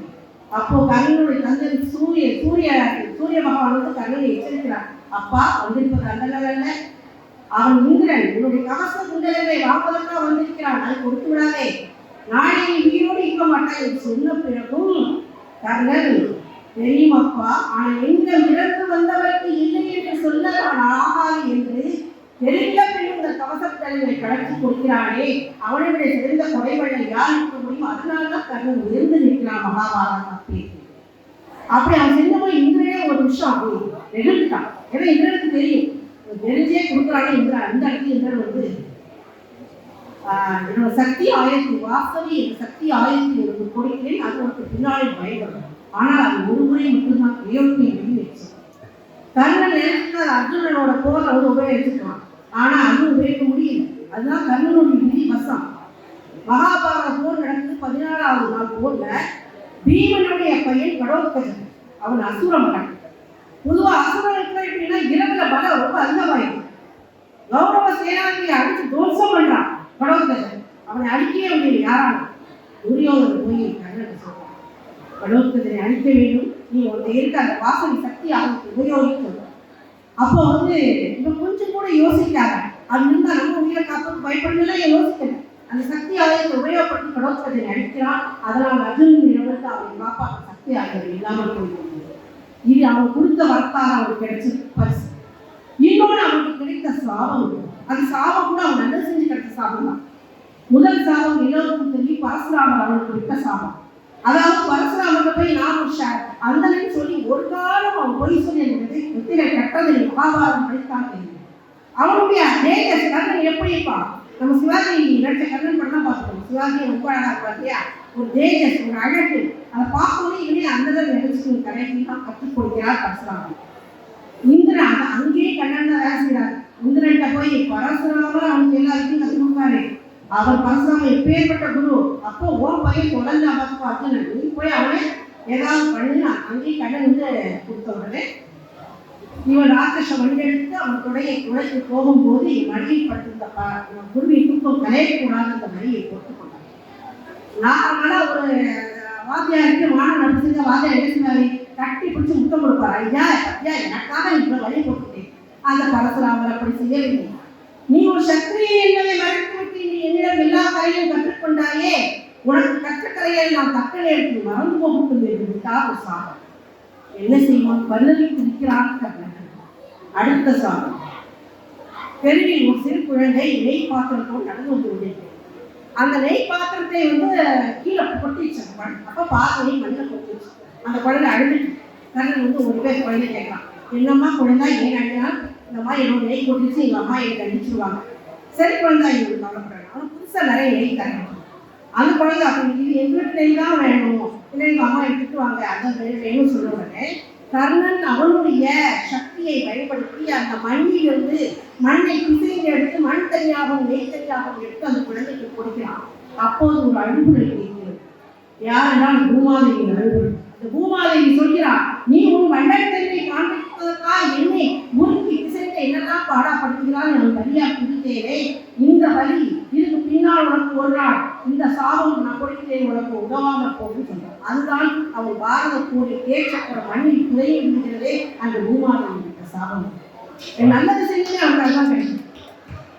அடுத்த செயலுக்கு அவன் தெரியாமல் செய்ய ஒரு தவறு. அவன் ரகத்தை பண்ணிட்டு ஒரு கண்டுக்குட்டியுமே அவன் விட்டு அம்பு பாய் முடியாது, கண்ணை தெரியாமல் பாய்ந்து அந்த கண்ணுக்கு செய்வதறியாத அவனுக்கும் ஓடி உதவி இல்லாமல் கண் இறந்து விடுகிறது. அந்த கண்ணை வழக்கம் சொல்கிறான், உதவி இல்லாமல் அங்கேயும் ஓடி அழைத்தது போல் நீயும் ஒரு நாள் உதவி இல்லாமல் ஓடி அலைவா என்று சொல்கிறான். அதுதான் அவன் தேச்சக்கத்தில் இழுக்கக்கூட ஆள் இல்லாமல் இருக்கிற நிலைதான். இப்படிதான் அவன் பெற்ற சாபங்கள் வரங்களும் அவனை யோகடித்தன. கண்ணன் வைத்த ஒவ்வொரு அஸ்திரங்கள் மூலம் அவன் மேலும் மேலும் அவன் வலிமை இழந்து கொண்டிருந்தாலும் அவனுடைய பாத்திரங்களும் உயர்வாக படைக்கிறது. ஏன்னா கிருஷ்ணனே சொல்லிட்டார். கிருஷ்ணன் போர் அடிக்கிறாங்க மகாபாரத போல. அப்ப கண்ணன் சொல்றாரு, அர்ஜுனன் சொல்றாங்க, கிருஷ்ணா முதல் நிற்பது சாதாரண ஆளு. கர்ணன் காற்றிலே வலிமையானவன், சிங்கத்தை விட சீற்றமானவன், ஆக்ரோஷமானவன். அவன் போர்க்கலையின் ஒவ்வொரு கலைகளையும் வெளிப்படுத்துவதோ கற்றுக்கொண்டிருக்கான் அப்படின்னு சொல்லிட்டு போர் நடந்துட்டு ஈக்குவலா சண்டை போடுறாங்க. அப்ப கர்ணன் கிட்ட அம்புல அர்ஜுனுடைய தேர்ந்து அம்பு விட பின்னாடி போகலையா, அப்படி பல அடி பின்னாடி போயிடுச்சு. போன உடனே கிருஷ்ணனுக்கு ஒரு சந்தோஷம், சபாஷ் கர்ணா அப்படின்னு பாராட்டு. உடனே அர்ஜுனனுக்கு அப்படியே ஒரு கோபம், என்ன நம்ம கிட்ட இருந்து கிருஷ்ணன் சபாஷ் கர்ணா அவரை பாராட்டாரு. அப்படி கிருஷ்ணன் ஒரு பார்வை பார்த்துட்டு உடனே இவனு வேகமா அம்பா இவனு அர்ஜுனன் கர்ணனுடைய பேர் பின்னாடி வேணும். போனோன்னு அர்ஜுனனுக்கு பார்த்தீங்களா நான் எப்படி பண்ணிட்டேன் அப்படிங்கிற பார்வை பார்த்துனேன். கிருஷ்ணன் சொல்றான், அத்தனை அண்டங்களை என்னுள் வைத்துள்ள நான் உங்களுடன் நீக்கிறேன். உன் தேரில் அனுமனை கொடி பறக்கிறது, அதனால்தான் நீ இன்னும் இங்கே நின்று கொண்டிருக்கிறாய். இல்லைன்னா கர்ணனை அம்புகளே என்றோ பூமியை விட்டு தூர பறந்திருக்கும் என்கிறார். அப்படிப்பட்ட வலிமையான உள்ளவர்கள் கிருஷ்ணனே சொல்ற இடம் அவர் கடைசியாக ஒன்று சொல்லி முடிக்கிறேன். அப்படிப்பட்ட பகவானே ஒரு மனிதன் மண்டிக்கு இடம் என்றால் அது கர்ணன் தான். அத்தனை அம்புகள் பாய்ந்தாலும் கர்ணனின் உயிர் போகவில்லை. அர்ஜுனன் திகைக்கின்றான். அப்போதுதான் அவன் சொல்கிறான், அவன் செய்த புண்ணியம் தான் அவனை காக்கிறார். அந்த தர்மம் தலை பார்க்கும் சொல்றான். அந்த இடத்துல போய் அவன் அந்த ரூபம் எடுத்து போய் அவன் செய்த புண்ணியங்களை தானமாக கேட்கிறான் கிருஷ்ணன். அப்போ கர்ணன் என்ன தானமாக கேட்கவே இருப்பதை கேள்வி, நீ செய்த புண்ணியம் அனைத்து தானமாக கூட என்றவுடன் தன் மார்பில் பதிந்து அம்பை எடுத்துக்கிறான். கையில கால பதிந்து அம்பெல்லாம் எடுக்கல, மார்பில் பதிந்து அம்பை எடுத்து மனதார கொடுக்கிறான். அது எப்படி தாரவாக தனி கிடையாது, அந்த குருதியை தாரவாக கொடுக்கிறான். கிருஷ்ணன் நெகிழ்ந்து கண்ணீர் விடுகிறான். மகாபாரதத்தில் கண்ணன் கண்ணீர் விட்ட இடங்கள் மூன்று தான். ஒன்று அபிமன்யு இறந்த இடம், மற்றொன்று சகாதேவன் பாண்டவரை காப்பாற்ற வந்த இடம், மூன்றாவது கர்ணன் போர்க்களத்தில் இருந்த இடம். பகவானை கண்ணீர் விட்டு நெளிந்த ஒரு கதாபாத்திரம் என்றால் அது கர்ணன் தான். கர்ணன் இறந்த பிறகு குந்தியும் சகோதரனும் மட்டுமல்ல அகந்தி அந்த தர்ம தெய்வம் சேர்ந்து அடைந்தார். அப்பேற்பட்ட மகாபாத்திரமான கர்ணன் இன்னைக்கு கண்ணன் பற்றி சொன்னான். தெய்வத்தால் எல்லாம் பண்ண முடியும். ஆனால் மனிதனால் தெய்வத்துக்கு நிகரான புகழை அடைய வேண்டும் என்றால் அது கர்ணன் என்ற கதாபாத்திரம் தான். கர்ணன் எங்களும் நம் மனதில் வாழ்ந்திருக்கிறான். வாழ்க்கைக்கு நல்லா படிச்சுட்டு நிறைய செய்திகளை சொல்ல வேண்டும் என்கிற அந்த துடிப்போடு பேசக்கூடிய நபர்களை எல்லாம் நம்ம அந்த மாதிரி தட்டி தட்டி போதும்னு சொல்றது எனக்கு ரொம்ப தன்னமா இருக்கு. அநேகமாக கர்ணனுடைய கதாபாத்திரம் என்னென்ன செய்யும் என்னென்ன செஞ்சுட்டு இருந்தது அப்படிங்கிறதெல்லாம் மேக்ஸிமம் அநேகமாக எல்லாத்தையும் 90% ஆனால் மகாபாரதத்துல பெரிய சூட்சமம் என்ன தெரியுமா பெரியவர்களே? அதுல அவர்கள் படைத்திருக்கக்கூடிய ஒவ்வொரு படலத்திலும் காட்சி படலத்திலும் அவ்வளவு நுணுக்கமான செய்திகள் இருக்கிறது. அது எப்படி சொல்றதுன்னா தோட்ட புதைய கிடைப்பது மாதிரி அந்த கதாபாத்திரத்துக்கு உள்ளே செல்ல செல்ல செல்ல நிறைய செய்திகள் கிடைக்கும். அவங்க கொஞ்சம் சொல்லியிருக்காங்க, ஆனாலும் பக்கத்தில் இருக்கக்கூடிய 2 பேருக்கு நிறைய சொல்லிக்கிற மாதிரியான ஒரு உணர்வு ஏற்பட்டிருக்கு. நிறைய செய்திகள் இருக்காது, இன்னும் நிறைய பேசலாம். அதற்கான வாய்ப்புகள் மகாபாரதத்தில் நிறைய இடம் கொடுத்துட்டே கொடுத்துள்ளார். அருமையா பேசியிருக்காங்க, நிறைய செய்திகள் பாராட்டுக்கள் அவர்களுக்கு.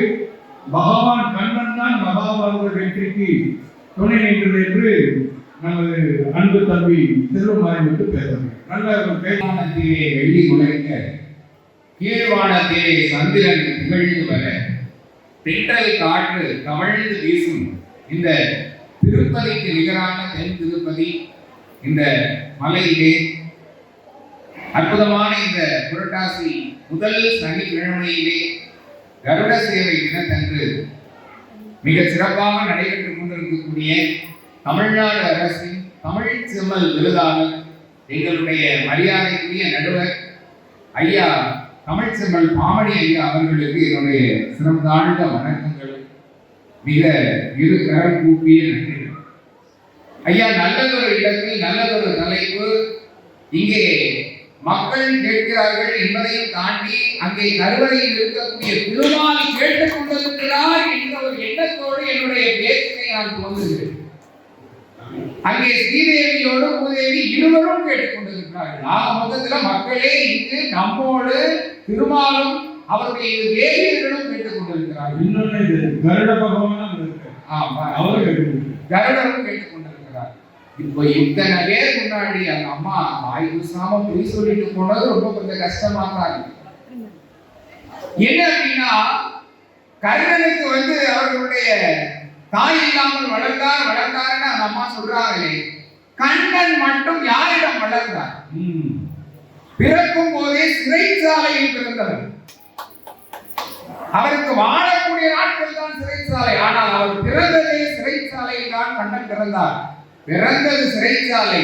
பிறந்த உடனே தொப்புள் கூடி அடுத்த நிமிடம் அவர் கங்கையிலே நீரிலே விழுந்தார். கூடையில நீர்ல ஆற்றில விட்டுட்டாங்க. அது யாரோ ஒரு ஏரோட்டியிடம் அந்த குழந்தையை வளர்கிறது. நடுவர்களே, இதிலேயே பாருங்களேன், கண்ணனுடைய பிறப்பிலேயே அவருடைய துன்பம் எப்படியெல்லாம் அவர் அனுபவிச்சிருக்காரு அப்படின்னு.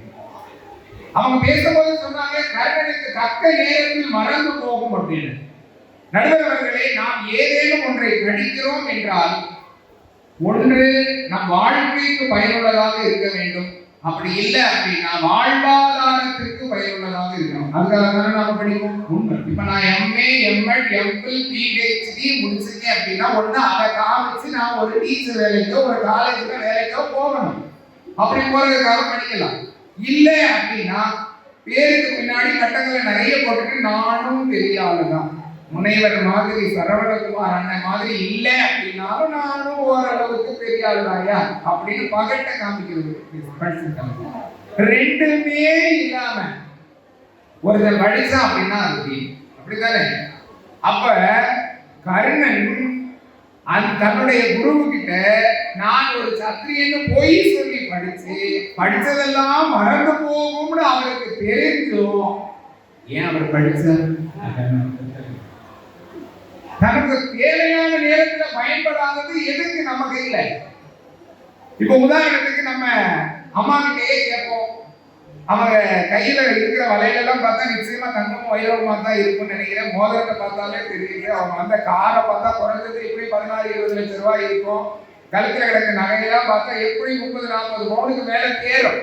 இப்போ பக்கத்துல அவங்க வீட்டுக்கார்ட்ட கேட்டோம் அப்படின்னா அந்த நகையை விட அவனே ஒரு பெரிய பொன்னகைன்னு சொல்லுவார்.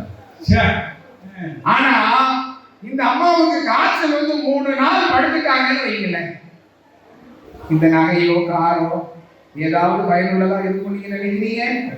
அப்போ அந்த காய்ச்சல் உடலுக்கு முடியாத நேரத்துல தங்கமும் வைரமும் வெள்ளியும் நம்ம கட்டலையும் பக்கத்திலையும் கையிலையும் கட்டத்திலையும் இருந்து என்னத்துக்கு?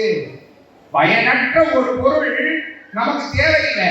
அதே தான் நானும் கேட்கிறேன். கர்ணனுக்கு மறந்து போகும் நாம பொய் சொல்லி படிக்கிறது தவறுன்னு தெரிஞ்சோம், ஏன் அவரு அந்த தப்ப செஞ்சாரு? அதுக்கடுத்து கர்ணன் கிட்ட தானமா கேட்டாரு. கண்ணன் போய் கர்ணன் கிட்ட தானமா கேட்டாரு. நடுவர்களே, நீங்க வயற்காட்டு பக்கம் போனீங்கன்னா பாம்பு வரும் பாத்துக்கீங்களா? இந்த பாம்பு எதுக்காக அப்படின்னா இந்த வயல்ல இருக்கக்கூடிய எலிகளை எல்லாம் சாப்பிடுறதுக்காக. ஏன் அந்த எளிய பாம்பு சாப்பிடணும்? அந்த எளிய பாம்பு சாப்பிடல அப்படின்னா அந்த எலி வயற்காட்டுல இருக்க நெல்லை எல்லாம் தின்னுடும். அந்த பச்சை சேலை கட்டி அம்மாட்ட தலைய வேறுமா? அப்போ அந்த வயல்ல இருக்கக்கூடிய எலி நெல்லை அதிகமா சாப்பிட்டா விவசாயிக்கு பெருத்த நஷ்டம் வரும். அதை தடுக்கிறதுக்காக தான் அந்த பாம்பு எலிகளை அதிகமா சாப்பிடுது. ஒருவேளை கர்ணன் அழியல அப்படின்னா அவர் உயிரோட இருந்திருந்தா நிச்சயமா மகாபாரத போர் 18 நாள்ல முடிஞ்சிருக்காது. முடியாத அந்த போர் ஒருவேளை துரியோதனன் ஜெயிச்சிருந்தா அங்க என்ன நடந்திருக்கும்? அதர்மம் தலை நோக்கி இருக்கும். இன்னைக்கு நாம கலியுகம்னு சொல்லி தினசரி செய்தித்தாள்ல என்னென்னலாமோ படிக்கிறோமே, இதை விட பல மடங்கு நாம இன்னைக்கு படிக்க வேண்டிய சூழல்ல இருந்திருக்கும். அந்த அநீதி பெருகி இருக்கும். அதை தடுப்பதற்காகத்தான் கண்ணன் போய் உன்னுடைய புண்ணியத்தின் பலனை எனக்கு நானே கேட்டது. அப்ப கண்ணன் ஒன்றும் முட்டாள் அல்ல, அவர் ஒரு மிகச்சிறந்த மன்னன் என்றே நாம் சொல்லலாம். அதற்கு இந்த மகாபாரதத்தினுடைய வெற்றிக்கு நம்ம மகாபாரதத்தின் மாண்பிற்கு காரணம் யார் அப்படிங்கிறது நிறைய தலைப்பு. நல்ல யோசிங்க. துர்வாச முனிவர் ஒரு முனிவர் இருக்கார். அவருக்கு எடுத்தாலும் கோபம் வரும். எப்படி அப்படின்னா ஒரு நாள் அவர்கிட்ட துரியோதனன் போய் சொல்றாரு, நீங்க பாண்டவர்களுடைய குடிலுக்கு போங்க, உங்களுக்கு நிறைய உணவுகள் கிடைக்கும் அப்படின்னு. துர்வாசனை கூட்டி விடுறாங்க. துர்வாசனம் தன்னுடைய சீடர்களோட போறாரு. பாண்டவர்கள் கையில அட்சய பாத்திரம் இருக்கு. பாஞ்சாலி அந்த அட்சய பாத்திரத்துல அனைவருக்கும் உணவு பரிமாறி விட்டு அந்த பாத்திரத்தை கழுவி கவிழ்த்து வச்சாச்சு. அந்த பாத்திரத்தோட அட்சய பாத்திரத்தோட சிறப்பு என்னன்னா, ஒரு நாள்ல நீங்க கழுவி கவிழ்த்து வச்சாச்சுன்னா அதுக்கப்புறம் அதுல எந்த உணவும் வராது. மறுநாள் தான் நீங்க கழுவி கவிழ்த்து வச்சாச்சு. இப்ப மாறாக அவங்க துர்வாசனம் அவருடைய சீடர்கள் இங்க ஒண்ணுமே இல்லை. அவ்வளவு பேருக்கும் பயம். யாரா இவர் வந்தாலே சாபம் கொடுத்துருவாரே, எப்படி நான்லாம் முனைவர் சரவணம் மறந்தா ஐயோ இவர் பேசுத்தாலும் நம்ம பேச போறோமே, இவ்வளவு நேரம் கால் நடிக்க உட்கார்ந்து பாத்தீங்களா, அந்த மாதிரி பாண்டவர்களுக்கு எல்லாம் பயம். உடனே கண்ணன் அவ்வளவு அழகா அந்த பிரச்சனையை தீர்த்து வைக்கிறாரு. அந்த அட்சய பாத்திரத்தில் இருந்த ஒரே ஒரு பருக்கை சோற்றை எடுத்து உண்ணுறாரு. அவர் உண்ட அந்த ஒரு பருக்கை சோறு உலகத்தில் உள்ள அத்தனை ஜீவராசிகளின் பசியையும் துர்வாசனையும் பசியையும். ஒருவேளை இப்படி நடக்காம இருந்திருந்தா துர்வாசர் வந்தப்ப இங்க சாப்பாடு இல்லாம பசியோட அவர் போயிருந்தா, சாபம் வேற விதமா கொடுக்கப்பட்டிருந்தா அன்னைக்கு என்ன நடந்திருக்கும்? அந்த இடத்துல மகாபாரதம்ங்கிற ஒரு நிகழ்வு வரணும் அப்படின்னா இப்படி சின்ன சின்ன கண்ணனின் உதவிகள் தான் ஐயா காரணமா அமைந்தது. அதே போல பீஷ்மரை எடுக்கிறோம். பீஷ்மரை கொல்லணும். யாரால கொல்ல முடியும்? ஆணும் அல்லாத பெண்ணும் அல்லாத ஒருத்தரால தான் கொல்லணும். அவரை கொல்லுவதற்காகவே சிகண்டின்னு ஒருத்தி பிறப்பெடுத்து காத்திருக்காங்க. உன்னை எப்படி நான் கொல்லுவேன் அப்படின்னு அந்த சிகண்டியை முன்னிறுத்து அப்படின்னு பாண்டவர்களுக்கு சொல்லி கொடுத்தது யார்? பகவான் கண்ணன். அப்ப மகாபாரதத்தினுடைய வெற்றிக்கும் மாண்புக்கும் காரணம் யாரு? கண்ணன் தானே. 15ஆம் நாள் போர் நடக்குது. துரோணாச்சாரியார் கிட்ட சொல்லணும், அஸ்வத்தாமன் இறந்து போயிட்டான்னு சொல்லணும். யார் சொல்லணும்? தர்மர் வந்து சொல்லணும். தர்மர் பொய் சொல்ல மாட்டாரு. ஏன்னா அஸ்வத்தாமனுக்கு மரணமே கிடையாது, அவர் சிரஞ்சீவி. எப்படி? எங்க நடுவர் மாதிரி ஐயா உங்களை போல சிரஞ்சீவியானவர் அஸ்வத்தாமன். ஆனா அஸ்வத்தாமன் இறந்து போயிட்டான்னு பொய் சொல்லணும். அந்த நேரத்துல அழகா கண்ணன் அங்க சொல்லி கொடுக்கிறாரு, தர்மா நீ பொய் சொல்ல வேண்டாம், அஸ்வத்தாமன் என்ற யானை இறந்து விட்டது. அதை நீ சொல்லும் போது எப்படி சொல்லணும் தெரியுமா? அஸ்வத்தாமன் என்று யானை இறந்து விட்டான் என்று சொல்லணும். அதான் நீ பொய் சொல்லல, உண்மையைத்தான் சொல்ற. சொல்லக்கூடிய வார்த்தைகளில் வீரியத்தை கொஞ்சம் கூட்டி குறைச்சு சொல்ல போற, அவ்வளவுதான சொல்லி கொடுக்கிறாரு. இதுலதான் மகாபாரதத்தினுடைய வெற்றி அங்கே நிர்ணயிக்கப்படுகிறது. நீங்க கண்களுக்கு ஊதி வரும். அஸ்வத்தாமா ராஜா குஞ்சரான்னு சொல்லும் போது குஞ்சரன்ற வரும்போது பாண்டியத்திற்கு ஊதி வரும். யானை அது தெரியாத வரைக்கும் சிறப்பு. அப்ப இந்த மாதிரியான அரசியல் நுணுக்கங்கள், போர் தந்திரங்கள் அறிந்தவர் கண்ணனா இருந்தார். அதுக்கடுத்து ஒரு 2 நிகழ்வை சொல்லி நிறைவு செய்கிறேன். துரியோதனை வந்து வீழ்த்தணும். 18வது நாள் போர். துரியோதனன் எங்க இருக்காரு அப்படின்னா ஒரு மடுவுக்குள்ள ஒளிஞ்சிருக்காரு. அந்த இடத்துக்கு பீமன் வந்தாச்சு, துரியோதனனை கண்டுபிடிச்சாச்சு. அடிப்படை சண்டை பயங்கரமா நடக்கு. ஒரு கட்டத்துல பீமன் தோற்கக்கூடிய சூழல்ல இருக்கு. நான் ரொம்ப அவருடைய பலம் குறைஞ்சுக்கிட்டே வருது. அப்போ அண்ணன் தான் சொல்கிறார், பீமா அவருடைய தொடையில் அடி. அந்த போர் தந்திரத்தை சொல்லி கொடுத்தது அவர் தான், கண்ணன் தான் சொல்லி கொடுத்தாரு. ஏன் அப்படின்னா அந்த தொடையில தான் துரியோதனின் உயிர் இருக்கு. அந்த அடி அவருக்கு சொல்லி கொடுத்து மகாபாரத வெற்றிக்கு காரணமாக அமைந்தது கண்ண பரமாத்மா தான் என்று எதிரணியினர் மட்டுமல்ல, இங்கே இருக்கும் சபையோர்களும் அறிய நாடகத்தை நிகழ்த்தியவன் உள்ளே சிலையாக ரூபமாக அமர்ந்து கேட்டுக் கொண்டிருக்கிறான். அவனிடம் பயின்ற பிள்ளை போல நான் இங்கே உங்கள் முன்னே உலகிக் கொண்டிருக்கிறேன்.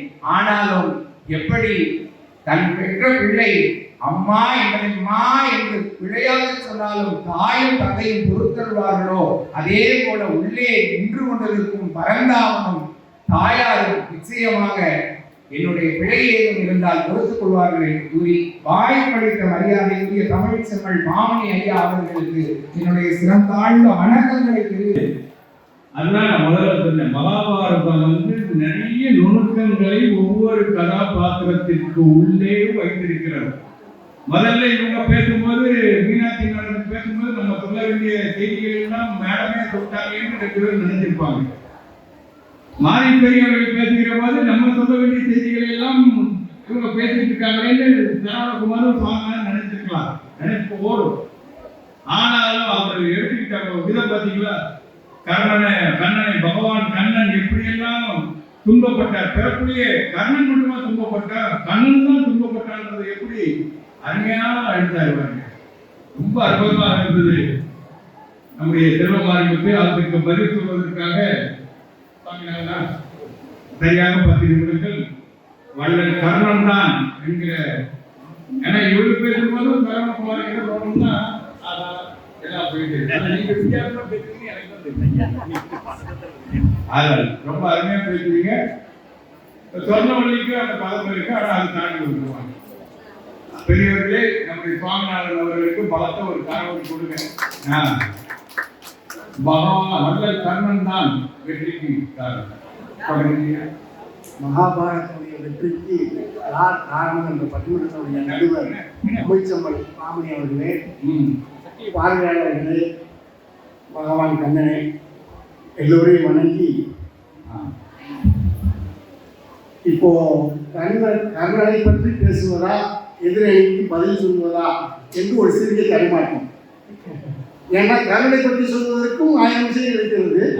எதிர் அணியை சொல்லுகின்ற விஷயங்களில் இருக்கக்கூடிய கண்ணனுடைய குறைகளை பற்றியும் சொல்லணும். ஒரு சில வார்த்தைகள் கர்ணனை பற்றி நான் விரிவாக பேச விரும்பவில்லை. காரணம் கர்ணனை பற்றி பேச வேண்டியது நிறைய இருக்கிறது. ஆனாலும் கூட எதிரணியை சேர்ந்த முதல் பேச்சாளர் மீனாட்சி நாராயணன் அவர்கள் பேசும் பொழுது சந்தர்ப்பத்திற்கு ஏற்ற போது கண்ணன் எப்படி ஆடினாரோ அதை போலவே இவர்களும் ஆடினார்கள். துரியோதனன் கேட்டானா உன்னுடைய படைகளை தா என்று. அது உண்மை அல்ல. முதலிலே கேட்டவன் அர்ஜுனன். அவன் கேட்கும் பொழுதே கண்ணனை தன்னுடைய படைக்கு ஒருவனை கேட்டு விட்ட பிறகு இவன் வேலையை கேட்க முடியும். ஆனால் இவர்கள் எப்படி அந்த வாதத்தை மாற்றுகிறார்கள், கண்ணன் எப்படி மாற்றினாலும் அதே போல் மாற்றினார்கள். அடுத்ததாக நண்பர் மாரிமுத்து அவர்கள் சொன்னார், கண்ணனுக்கும் ஒரு தாய் பிறந்து இன்னொரு தாயிடம் தானே வளர்ந்தான் என்று ஒரு வாதத்தை அளித்தார். அங்க ஒரு சின்ன வித்தியாசம் என்னன்னு சொன்னா, கண்ணனுக்கு எதிராக அவன் தான் எந்த இடத்தில் வரவில்லை. ஆனா இங்கே குந்தி தேவி கண்ணனுக்கு எதிராக வந்து பேசுகிறார் என்றால் 2 அஸ்திரத்தை 2 வரம் வைக்கிறார். இதை கண்ணனுடைய தாயார் செய்ததாக எனக்கு தெரியவில்லை. இதை செய்தது ஆக ஒரு மனிதனுக்கு அடிப்படையாக ஆதரிக்கக்கூடியவர்கள் 4 பேர் என்று சொன்னால் அது மாதா. முதலில் வருவது மாதா.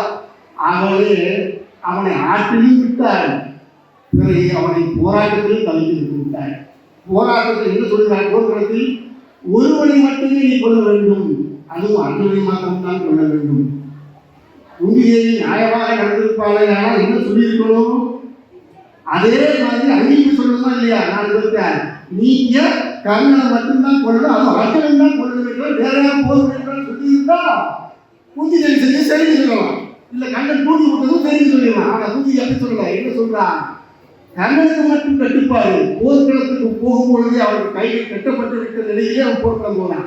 ஆனா எதிரில் இருக்கிறவர்களுக்கோ முழு சுதந்திரத்தோடு போர்க்களத்துக்கு வருகிறார். இதுதான் வித்தியாசம் கண்ணனுக்கும் எதிரிக்கும். இன்னொன்று சொன்னார், அவரு படித்ததெல்லாம் மறக்கும் என்ற பின் அவன் ஏன் படித்தான் என்று ஒரு கேள்வி. அது முதலில் வரவில்லை. அவன் படித்து முடித்த பிறகுதான் படித்தெல்லாம் மறக்கும் சாபம் தான் கிடைத்தது தவிர முதலில் அவனுக்கு வரவில்லை. அவன் ஏன் போய் சொன்னான்? அடுத்த கேள்வி, எதிரிகளுடைய கேள்வி. இந்த கேள்விக்கான விடையை பாரதத்தில் ஒரு இடத்தில் கிருஷ்ண பகவானே சொல்கிறார். அது வள்ளுவரும் ஒரு இடத்துல சொல்கிறார், பொய்மையும் வாய்மையை எடுத்து ஒரு நன்மை நடக்குமே ஆனால் நீங்கள் பொய்யை சொல்லலாம் என்று இன்றைக்கான ஒரு கதையை பகவான் கிருஷ்ணனே சொல்கிறார். அந்த கதை ஒரு ஒன்றிலே சொல்றேன். ஒரு முனிவன் காற்று டவுன் பண்ணும் பொழுது ஊரே திரண்டு ஒரு கும்பலை வேட்டைக்கு வருகிறது. ஒரு கும்பல் உள்ளே வந்து முனிவன் அடைக்கலம் கேட்டு காட்டுக்குள்ளே போகின்ற பொழுது அவனை காட்டுக்குள்ளே பதுங்கி இருக்கார்கள். அவனை காப்பாற்றுவதை பொறுப்பு ஒரு முனிவன் கையில் இருக்கிறது. முனிவனிடம் விரட்டி வந்தவன் கேட்கிறான், உள்ளே ஓடி வந்தார்கள் என்று கேட்கும் பொழுது அந்த முனிவன் தான் உண்மையைத்தானே சொல்ல வேண்டும் என்று நினைத்து ஆமா உள்ளேதான் இருக்கிறார் என்று சொன்னால் அது உண்மை. ஆனால் நடந்தது என்ன? கொலை. கடைசியில் அந்த முனிவன் எங்கே போனான் என்று சொன்னால் அவன் நரகத்திற்கு தான் சென்றான். இதுதான் கிருஷ்ணன் சொல்ற கர்மத்தினுடைய சூட்சுமத்தை அறிவது அடினம் அப்படின்னு கிருஷ்ணரே சொல்றார். அதனாலதான் கர்ணன் கற்கை என்று பிச்சை புரிகின்ற என்று அந்த இடத்துல அவன் பொய்யை சொல்கிறானே தவிர கர்ணனுக்கு புரிசனுடைய நோக்கம் இல்லை. நோக்கத்தை உருவாக்கியது யார்? பரசுராமர். இவர்களுக்கு கற்றுத்தர மாட்டேன் என்று அடம்பிடித்ததற்காக அவன் பொய்யை சொன்னானே தவிர அவன் வேண்டும் என்று அந்த பொய்யை சொல்லவில்லை. இதெல்லாம் எதிர்த்து சொல்வதற்கான மறுப்பு. இப்போ கர்ணனுடைய திறன் எங்கே வருகிறது? ஒரு கதாபாத்திரம் முதலே சொல்றேன், அதே நான் சொல்றேன். ஒரு காவியமோ ஒரு காப்பியத்துல ஒரு எந்த கதாபாத்திரம் உங்களுடைய நெஞ்சை கவுகிறதோ அதுதான் முக்கியமான பாத்திரம். அது யாராக இருந்தாலும் சரி, அந்த பாத்திரமாக வந்து இருப்பவன் கர்ணன். மாதா கைவிட்டு விட்டார், பிதா கைவிட்டு விட்டார், குருவோ சாபத்தை கொடுக்கிறார், தெய்வமோ எதிரே சல்லாடுகிறது. இந்த சூழ்நிலையிலும் ஒருவன் தான் கொடுத்த வாக்குறுதியை காப்பாற்ற வேண்டும் என்று நினைக்கிறார். எவ்வளவு பெரிய விஷயம்! அவன் சொல்றான், நாகாசுரத்தை விடும்பொழுது அந்த நாகாசுரம் போயிட்டு திரும்பி வந்து கண்ணன் கேட்குது. ஏன்னா கண்ணன் ஒரு விளையாடுறாரு. நேர காலில் அமைக்கி ஒரு அடி கீழே வந்தவுடனே கழுத்துக்கு போய் தலை கட்டுறாங்க. தலை கொண்டு தலைப்பாயோடு போன மாதிரி வீடத்தோட போயிடுச்சு. அப்போ அந்த கண்ணன் வந்து திரும்ப நாகாசுரம் வந்து கேட்குது, இன்னொரு முறை இந்த ஏவு இப்பொழுது எப்படி நான் அர்ஜுனனை தீர்த்து விடுகிறேன் கேட்கும் பொழுது சாதாரண மனிதனாக இருந்து அதுவும் எந்த சூழ்நிலையில் நடந்தது என்பதை பார்க்க வேண்டும். எல்லாரும் கைவிடப்பட்டு அவன் போன இடமெல்லாம் கேள்வி, நீ யார் நீ யார் என்ற கேள்வி அவன் வாழ்க்கை கடைசி வரை வந்து கொண்டிருக்கக்கூடிய ஒரு சூழலில் இருப்பவன் சொல்லுகிறான், நான் ஒரு முறை ஏறியதை நீ ஏறுவது இல்லை, கொடுத்த வாக்குறுதிதான். இதே இந்த சட்டத்தை அப்படியே கொடுக்குங்க, பகவான் கண்ணகிட்ட கொடுக்குங்க. அர்ஜுனுடைய மகனை கொண்டு விட்ட பிறகு அர்ஜுன் ஒரு சபதம் எடுக்கிறான். என்ன சபதம்? இன்று மாலை சூரிய அஸ்தமனத்திற்குள் ஜெயத்ரதன் என்பவனை கொல்லுவேன்னு சொல்றான். இப்ப நடக்கிறது. சாயந்தரம் வரைக்கும் கொல்ல முடியாத ஒரு சூழல் வந்துட்டு இருக்கும்போது அவன் கூட நேற்று ஒழிஞ்சிருக்கான். இப்போ கண்ணன் என்ன சிங்காரப்படுத்தினா, இதே இந்த காட்சி இன்னொரு பொருத்தி பார்க்கணும். அந்த அம்மா சொன்னது இல்லையா, முதல்ல வந்து அர்ஜுன் படையை கேட்டாங்கன்னு சொல்லும்போது அந்த இடத்துல பகவான் சொல்றாரு, நான் போருக்கு வந்தாலும் ஆயுதம் ஏற்ற மாட்டேன். இது பகவான் சொல்றது. ஆனா இந்த ஜெயத்ரதனை கொல்லும் பொழுது என்ன செய்யறாருன்னா அவருடைய ஆயுதங்களை சக்கராயுதத்தை ஏற்றி சூரியனை மறைச்சிருக்காரு. மறைத்து விட்டு அந்த இடத்துல சூரியன் மறைஞ்சது மாதிரி ஒரு காட்சியை உண்டு பண்ணி அந்த இடத்துல அர்ஜுனனை வச்சு ஜெயத்ரதனை அவங்க பார்க்க சூரிய அஸ்தமம் ஆயிடுச்சு அவங்க பெண்ண மக்கள் நம்பிக்கையில வெளியே வரும்பொழுது அம்பை விட்டு அவங்க சொல்றாங்க. இப்போ இந்த இடத்துல நீதியை வச்சு காரணம்னா கண்ணன். கண்ணன் எந்த சூழ்நிலை தன்னுடைய வாக்குறுதியை நிறைவேற்ற வேண்டும் போராடுற வாழ்க்கை முடிக்க. ஆனால் இவர்களோ கொடுத்த வாக்குறுதியை விட்டு விடுகிறார்கள். இதுல அடிச்சு விடுறது. அப்புறம் துரியோதனுக்கும் பீமனுக்கும் ஒரு சண்டை நடக்குது. கடைசி யுத்தத்தை நடக்கும்போது அவன் ஒரு குளத்துல ஒளிஞ்சிருக்கிறான். யாரும் துரியோதனன் பீமன் அவனை வழியா கூப்பிடுறான். வெளியில வா ஒளிஞ்சிருக்காத வந்து போதுன்னு சொல்லும்போது நேருக்கு நேராக 20 மோதி கொண்டிருக்கும் பொழுது கண்ணனுக்கு அங்கே என்ன வேலை? கண்ணன் கொடுக்க பாய்ந்தது ஐயா பண்ணுறது அவன் எழுது தொழில் அழிவு. இதே வேலையை பீமன் செய்தவர்களுக்கு துரியோதனுக்கு யார் பக்கத்தில் நிற்கலையே தனித்தனியாக மோதுவது என்று அந்த அறத்தை காப்பாற்றுவதற்காக போராடிய அணியை சேர்ந்தவன் கர்ணன். நிறைவாக ஒரே ஒரு கட்டம் எப்படியெல்லாம் கர்ணன் ஏமாற்றப்பட்டாங்க. கடைசியா கர்ணன் போருக்கு போகும் பொழுது துரியோதனன் சொன்னான், இந்த போரில் ஒன்று நான் சாவேன் இல்லையே என்றால் அர்ஜுனன் கொல்லப்படுவான். இதுதான் போர் கடைசியா அப்படின்னு சொல்லிட்டு என்ன சொன்னா, என்னை விட அர்ஜுன் ஒன்று மனிதனான அல்ல, ஆனால் அவனுக்கு என்னை விட 3 பலம் அதிகமாக இருக்கிறது. ஒன்று அவனுக்கு வழங்கப்பட்டிருக்கிற தேர், அகிழ்ந்த தேர். இன்னொன்று அவன் அம்பராக்குடியில் எப்பொழுதும் அம்புகள் இருந்து கொண்டே இருக்கும். அவை ஒன்று அவனுடைய காண்பில் ஒன்று. இறுதியாக அவனுடைய சாரதியாக கண்ணனே வருகிறான் என்பதுதான். இதிலே அவனுடைய காண்டி பற்றி சந்திப்பதற்கு என்னுடைய விழிகளுக்கு தயாராக இருக்கிறது. அம்பரா துணியிலே அவனுக்கு வற்றாத அம்புகள் இருந்தால் என்று ஒரே அம்பில் அவனை வைக்க முடியும் நம்பிக்கை எனக்கு இருக்கிறது. தேர் அகிழ்ச்சி அவன் வழங்கப்பட்டாலும் இருந்தாலும் தேரை என்னுடைய வழங்கப்பட்ட தேரை வெல்ல முடியும் நம்பிக்கை எனக்கு இருக்கிறது. ஒன்று மாற்றம் செய்துதான் அது கண்ணனுக்கு நிகராக தேர்வற்றக்கூடிய சல்லிகளை அது தேர்வற்ற வை என்று கேட்கிறான் கண்ணன். சல்லியில கேட்கலாம். சல்லியை பேசி சமாதானம் பண்ணி தேர் வந்துடுறாங்க. இந்த இடத்துல இதுக்கு முன்னாடி ஒரு காட்சி இருக்கு வியாசபாரத்தில். அந்த காட்சி நம்ம முக்கியம். போர் தொடங்குவதற்கு முன்பாகவே தர்மபுத்திரர் யார்கிட்ட போறாருன்னா சல்லியிட்ட போய் சொல்றாரு. அவருடைய கணிப்பு, ஒருவேளை யுத்தத்தை நீ சாரதியாக வேண்டும் என்று கர்ணனுக்கு நீ தேரோட்டியாக வந்தால் நீ செய்ய வேண்டியது எனக்கு ஒரே ஒரு உதவி என்று கேட்கும்போது என்ன உதவி கேட்டால், அவனுடைய தன்னம்பிக்கையை குறையுமாறு தொடர்ந்து நீ பேசு, அப்படின்னா அவனுடைய மன உறுதி குறையும் என்று நண்பர் கேட்க சல்லி அந்த வாக்குறுதியை கொடுத்து விடுகிறான். இப்பொழுது துரியோதனர்கள் கேட்கிறார்கள், தேரோட்டத்திற்கு சல்லியை சொல்றான், நான் தேரோட்டுகிறேன், ஆனால் எனக்கு ஒரே ஒரு இது வேண்டும், ஒரே ஒரு வாக்குறுதி நான் ஏற்கனவே அழைத்து விட்டேன், தன்னுடைய மன உறுதியை உழைப்பேன் என்று. அதற்கு சமைத்தான் நான் தேரோட்டுகிறேன் என்று சொல்லும்போது தனக்கு எதிரான மனதை கொண்ட ஒருத்தரை சாரதியாக வைத்துக் கொண்டு தனக்கு எதிராக பலமான ஆயுதத்தையும் ஆண்டவரையே வைத்துக் கொண்டு அந்த யுத்தத்திலே விடாமல் போர் செய்து கடைசியாக கண்ணனே சொல்கிறான், கர்ணன் மிகப்பெரிய மாவீரன் என்று அர்ஜுனன் கர்ண பகவானே சொல்கிறார் என்று சொன்னால், உடையிலே சேர்ந்தவன் கர்ணன், வீரத்திலே சேர்ந்தவன் கர்ணன் என்று எந்த விதத்தில் பார்த்தாலும் அசைக்க முடியாத எல்லாருடைய நிலையில் ஒரே ஒரு வரி, வான் அழுத கண்ணீர் தான் மழை எனப்படுகிறது, மலர் அழுத கண்ணீர் தான் தேர் எனப்படுகிறது, இமயம் அழுத கண்ணீர் தான் கண்டை எனப்படுகிறது. அந்த கண்டையை வயது உட்பட கதாபாத்திரங்கள் அனைவருமே அழுத கதாபாத்திரம் ஒன்றினால் அது கண்ணீர் என்று சொல்லப்படுகிறது சொல்லி என்னுடைய வாழ்க்கை நன்றி.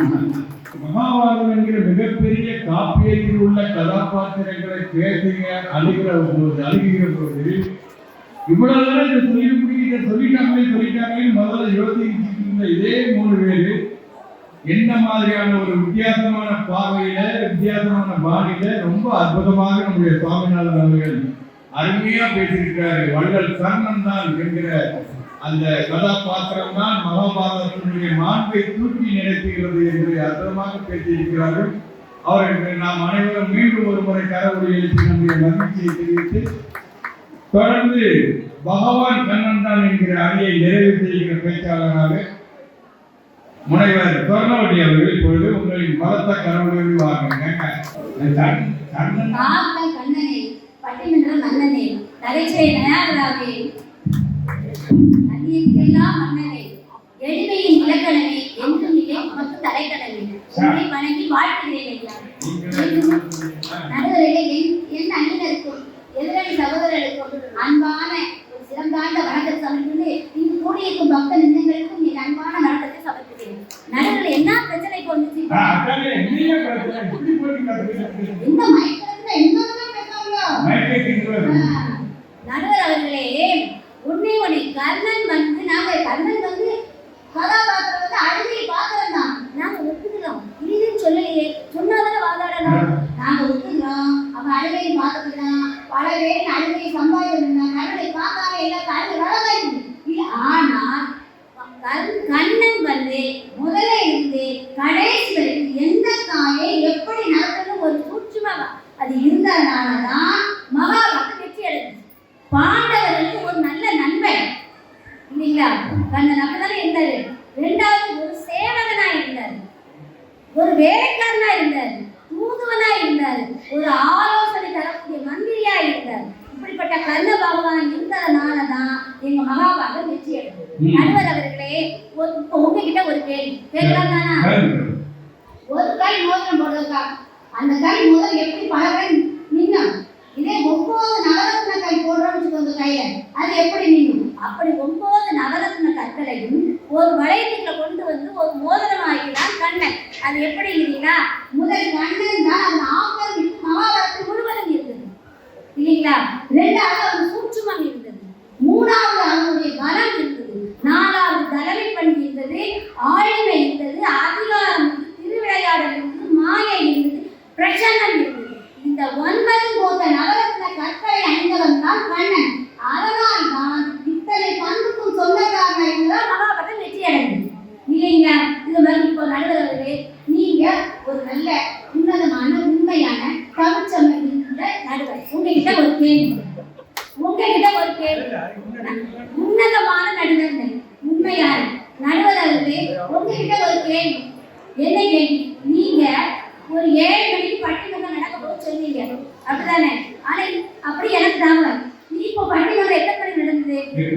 இது பொய்யான தகவலா உண்மையான தகவல் தானே? இதெல்லாம் கண்ணன் செஞ்சாரு. சரி, 7 மணிக்கு ஏன் நடக்க நாங்க கேள்வி கேட்டோமா? இல்லையே. அப்போ உங்களுக்கு திறமை இருக்கிறது. எந்த தாய் உங்ககிட்ட 7 மணிக்கு சொன்னா வரமாட்டாங்க, 8 மணிக்கு சொன்னா 8:30 தான் வந்து நிற்பாங்க. அப்போ 8 மணிக்கு நடக்கக்கூடிய நிகழ்ச்சியை 7 மணிக்கு நடக்கும் சொன்னது எங்க நடுவர். அப்ப நாங்க 7 மணிக்கு தான் பதவிக்கு இங்க 6:30க்கே கத்துக்கணும். இதுதானே கண்ணன் செஞ்சாரு. ஒரு தாயை ஒரு தாயை எப்படி நகர்த்த வேண்டும்? இப்ப அவங்க சொன்னாங்க சூரியன் கண்ணன் ஆயுதம் எடுக்க உண்மைதான். கண்ணன் ஆயுதம் எடுக்கல. துரியோதனன் என்ன சொன்னா? படைதான் வேணும் கேட்டான். கண்ணன் இல்லை எனக்கு வாங்கல கேட்டான். அர்ஜுனன் கேட்டான்ல, அது வேதனை சொன்னாங்க ஒழிச்சிருந்தா. கண்ணன் வந்து ஆயுதம் எடுக்கல.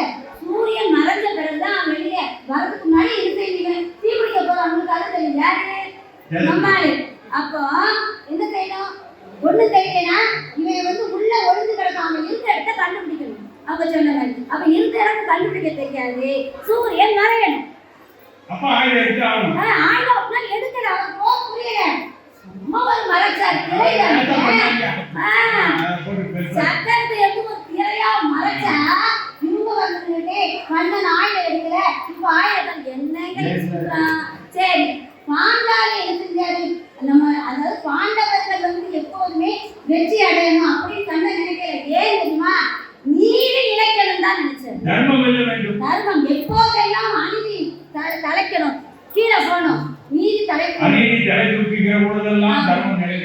தர்மம் வந்து தலை தூக்கணும், அதர்மம் கீழே எடுத்து நாசமா போகணும். இப்படிதான் நினைச்சாரு. அப்படி நினைக்கிறதுக்காண்டி தான் எங்க கண்ணன் வந்து ஒவ்வொரு தாயா நடக்கிறாரு. அப்ப பாஞ்சாலி அனுப்புறாரு. எப்ப? ஒரு ராத்திரி போல போய் பீஷ்மருக்கு போறாரு. நீ போய் என்ன அவர்கிட்ட ஆசீர்வாதம் நேரடியா போனா பண்ணுவாரையா? அப்போ என்ன ஒரு அங்கே ஒரு காயை தான் நடக்கிறாரு இல்லைங்களா? அப்போ அவர் தீர்க்க சுமதி ஆசீர்வாதம். அப்ப இங்க ஜெயிச்சாச்சு. இப்ப அவங்க சொன்ன மாதிரி எங்க சகோதரர் சொன்னாங்களா, கண்ணன் வந்து யாராவது எச்சு சாப்பாடு சாப்பிடுவாங்க. இப்ப நான் தான் என் தம்பி சொன்னாங்க, ஒரு பழக்கத்துக்கு ஒரு பிச்சைக்கார வாரம். அந்த பிச்சைக்காரன் போய் இந்த பழத்தை அடுத்த கூட்டிகிட்ட வாங்குவானாங்க. உங்க குடும்பம் பார்த்து போக மாட்டானா, நீ எல்லாம் பிச்சை போட்டு ஒன்றெல்லாம் நான் வாங்கிட்டு போவோம். அப்பேற்பட்ட மகான் நமக்கு என்னையா வந்துச்சு? கோதாவரி மன்னன் இங்க வந்து இப்படி கேவலமா எத்தனை அவமானங்கள் பண்ணிருக்காங்க. அப்போ அந்த எச்சி பாலத்தை எடுத்து சாப்பிடாத தம்பி சொல்லுங்க. அப்ப எப்பேற்பட்ட கண்ணன்? அதெல்லாம் அவமானம் இல்லையா? உங்க கண்ணன் தான் அவமானம் சொல்றீங்க. கடற்கரையா இன்னொரு பாருங்க, இந்த கண்ணன் அதாவது ஒரு தேரோட்டம். அதாவது இவங்க சொன்ன மாதிரி சொன்னாங்கல்ல, கண்ணன் தலையில தேரோட்டம். அதுக்கு முதல்ல விடையிருக்கு தேரோட்டம் சொன்னது கேட்கணும். கேட்டாரு அவன் வந்து அது தூசியா மடிச்சான். யார? சல்லியனுக்கு எவ்வளவு ஞானம் வந்து தெரியுமா? ஆனா அவன் அப்போ மதியாத இப்படிதான் இருப்பான். மதிக்கல. ஏன் சல்லியனா மதிக்கல? நீங்க எந்த வீட்டு படியினாலும் நம்ம மதிச்சு கூப்பிட்டாதான் வரணும். அப்போ இங்க சொல்றாங்க, நீ எப்படி மாதத்துக்கு புரியவே சொல்ல கேட்டானா? இல்லையே. அப்ப போ விட்டாச்சு. ரெண்டாவது பாருங்க, இந்த கண்ணன் வந்து அங்க அர்ஜுனன் தேரோட்டியா இருக்கான் இல்லைங்களா? இருந்தாங்க. இப்போ ஒரு மன்னன் வந்து தேரை இருப்பான் அப்படிதானே? அப்ப அந்த காலத்துல வந்து போன் கிடையாது, இது கிடையாது, அதெல்லாம் ஒண்ணுமே கிடையாது. நம்ம எப்படி வந்து குதிரை ஓட்டுறான் பாருங்க, ஒரு வலது வாழை எடுத்து வச்சு வலது தோலை நிற்கணும். யாரு? அர்ஜுனன்.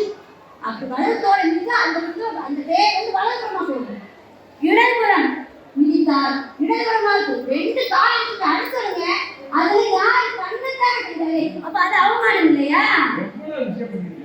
ரெண்டு காலை அடிச்சிட்டு அந்த தேர் வந்து மெதுவா போகுமா? வேகமா இருக்கா? வேகமா போகுமா? ஸ்லோவா மெதுவா செஞ்சு அப்படி நிப்பாட்டினா அது தேர். இதெல்லாம் யார் பண்றது? சாதாரண நட்புக்காண்டி, ஒரு பக்தனுக்காண்டி. ஒரு பக்தன் அவனுக்கு இடர்பாடு வரக்கூடாது தானே கண்ணன் தன் உயிர் உடல் எல்லாமே தெரியும். மாயைகள் எல்லாம் தெரியும். தெரிஞ்சு ஏன் செய்யணும்? முதலே இருந்து போர் எப்படி நடக்கும், போர் முடிவு என்ன, அது யார் யார் இறப்பார் எல்லாமே தெரியும். ஒரு ஒன்னே நடுவரவர்களே, சாதாரண ஒரு சமயக்காரன் கூட கண்ணனை புரிஞ்சிருக்கிறான்னா இந்த கண்ணன் கேட்க முடியல. நடுவரவர்களே, கோயிலாக சமையல் அதை வந்து சமையல் பண்ணலாம். போர் முடிஞ்சு வரும்போது கரெக்டா 175 இலை போடுவான். சாதாரண சமையல்காரன் கேட்கலாம், எப்படி நீ கரெக்டா 175 இலை போடுற? 175 போட்டு 2 இலை மத்தியில போட்டு அப்படின்னு சொல்றான். கண்ணன் வந்து உட்காருவான். நான் மத்தியில உட்காருன்னா 2 இலையில இந்த பக்கம் 100, இந்த பக்கம் 2 உட்காந்து 50 உட்காந்து வச்சுப்போம். கண்ணன் வந்து சாப்பிடும் பொழுது நான் கவனிப்பாங்க. சாதாரண ஒரு கோஜராக இருந்தாங்க. அவ வந்து கண்ணன் மாதிரி அழிவு கிடையாது. இன்னும் சொல்றான், ஒரு முழு அள்ளிப்பட்டு பெற்ற வாயில போடுது. யார்? கண்ணன். கண்ணன் போடுவான். போடும்போது அப்ப இன்னைக்கு 50,000 பேர் அவுட்டு போடுறது. 50 பேர் தாண்டி பாதி பேர் பெற்று சாப்பிடுவாரு. சாப்பிட்டாருன்னா இன்னைக்கு 25 பேர் தான் பாரு. அதுக்கு எதிராக 15 பேரா இருக்கலாம். இந்த 15, அப்ப இந்த 15 இந்த 10னா 25 பேர் தாழ். அப்ப இந்த 100 பேர் போறாங்க, இங்க 100 பேர் போறாங்க. அப்ப 200 வரல 25 பேர் போயிடுவாங்க. 175 பேர் வருவாங்க. நான் 2 ஏழை மக்கள் கொடுத்தாலும் எனக்கு வந்து கண்ணாடி கொடு. ஆகணும் இதைத்தான் கணக்கு பண்ணி அப்ப சாதாரண ஒரு சமையல் செய்யறது கூட அவன் சமையோட புத்தியில சமையல் செஞ்சான்னா இந்த கர்ணன் எவ்வளவு ஞானம் கிடைத்தது. சூரியனின் மகன் அவனுக்கு ஏன் கிடைத்தது? பரமாத்மாவே வந்து திருவிளையாடலை பண்ணுகிறார்கள் என்றால் ஜெயம் அவங்களுக்கு தான் இருக்கு. சரி கூப்பிடுறாங்கல்ல, கர்ணன் வந்து கர்ணனை கூப்பிட்டாரு. உனக்கு நல்லதுன்னு சொல்றாரு, நீ ஏன் கேட்கல? கேளாத போன மாதிரி அவங்க சொன்னாங்க, பொய்வையும் வாய்ப்படுத்து. அதைத்தான் நான் சொல்றேன். கண்ணன் வந்து பொய் சொல்லல, அந்த பொய்வையும் சின்ன சின்ன வேலைகள் தான் செஞ்சாரு. அப்போ கர்ணன் வந்து கேட்காதனால அவன் கடைசி தெரியும். அப்போ கடைசி காலத்துல வந்து பீமன் அந்த துரியோதனன் தொடையில அடிச்சு குளத்துல முங்கியிருக்கான். இவன் அப்ப ஏன் வந்தான் கேட்டாங்க. கேட்டாங்கல்ல கண்ணன். அந்த தாயகத்தை நடக்கும் போது கவலை விட்டும் போது கண்ணன் வரக்கூடாதுன்னு நினைச்சாங்க பாண்டவர்கள். ஆனா இங்க நீதான் கடைசி வரைக்கும் இருந்து எங்க போரை வெற்றியடை செய்யணும்னு நினைச்சாங்கல்ல, அதனால வந்தாரு கண்ணன். வந்தாரு இல்லையா? இப்போ அதாவது ஒரு நல்ல காரியத்தை வந்து பார்க்கணும், ஆனா அந்த காரியத்தை வந்து செய்யணும். அப்ப கெட்டது நடக்குச்சுன்னு சபையில அந்த காரியத்தை தடுக்கணும். அது செஞ்சானா கர்ணன்? அதுக்கு மேல வந்து ஒன்னே அதுக்கு மேல என்ன செஞ்சா? துரியன் வந்து என் தொடையில தட்டி கூப்பிடுதான், வாங்க இருந்தாங்க. கர்ணன் சொல்றான், ஆமா ஆமா அதைத்தான் செய்யணும் சொன்னாங்களாங்க. அப்படி வந்து ஒரு தீய செய்யணும் தானே கர்ணன்.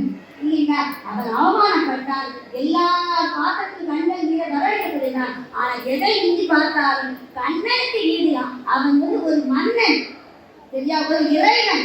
ஆனால் எங்க இறங்கி வந்தா பாத்தீங்களா, எவ்வளவு கேவல்படாதையா. எப்படி பார்த்தாலும் மகாபாரதத்தில் முழு வெற்றிக்கு காரணம் எங்கள் கண்ணன். கண்ணனை கண்ணனை என்று கூறி நீங்க தீர்ப்பு தந்தீர்கள் என்றால் உங்களும் கண்ணன் இரவில் காட்சி கொடுப்பார் என்று கூறி அத்தனை வாழ்க்கை நல்ல உலகம் நன்றி விடிச்சு ஒரு மாதிரி ஆகிற மாதிரி ரொம்ப அருமையா அவர்கள் முனைவர் அவர்கள் அவங்களும் அதான் எல்லாம் பேசுறாங்க. அது இந்த பாத்திரத்துக்குள்ள போகிற போது நிறைய புதிய புதிய விஷயங்களை எல்லாம் அவர்கள் உணர்ந்து அருமையா பேசியிருக்கிறாங்க.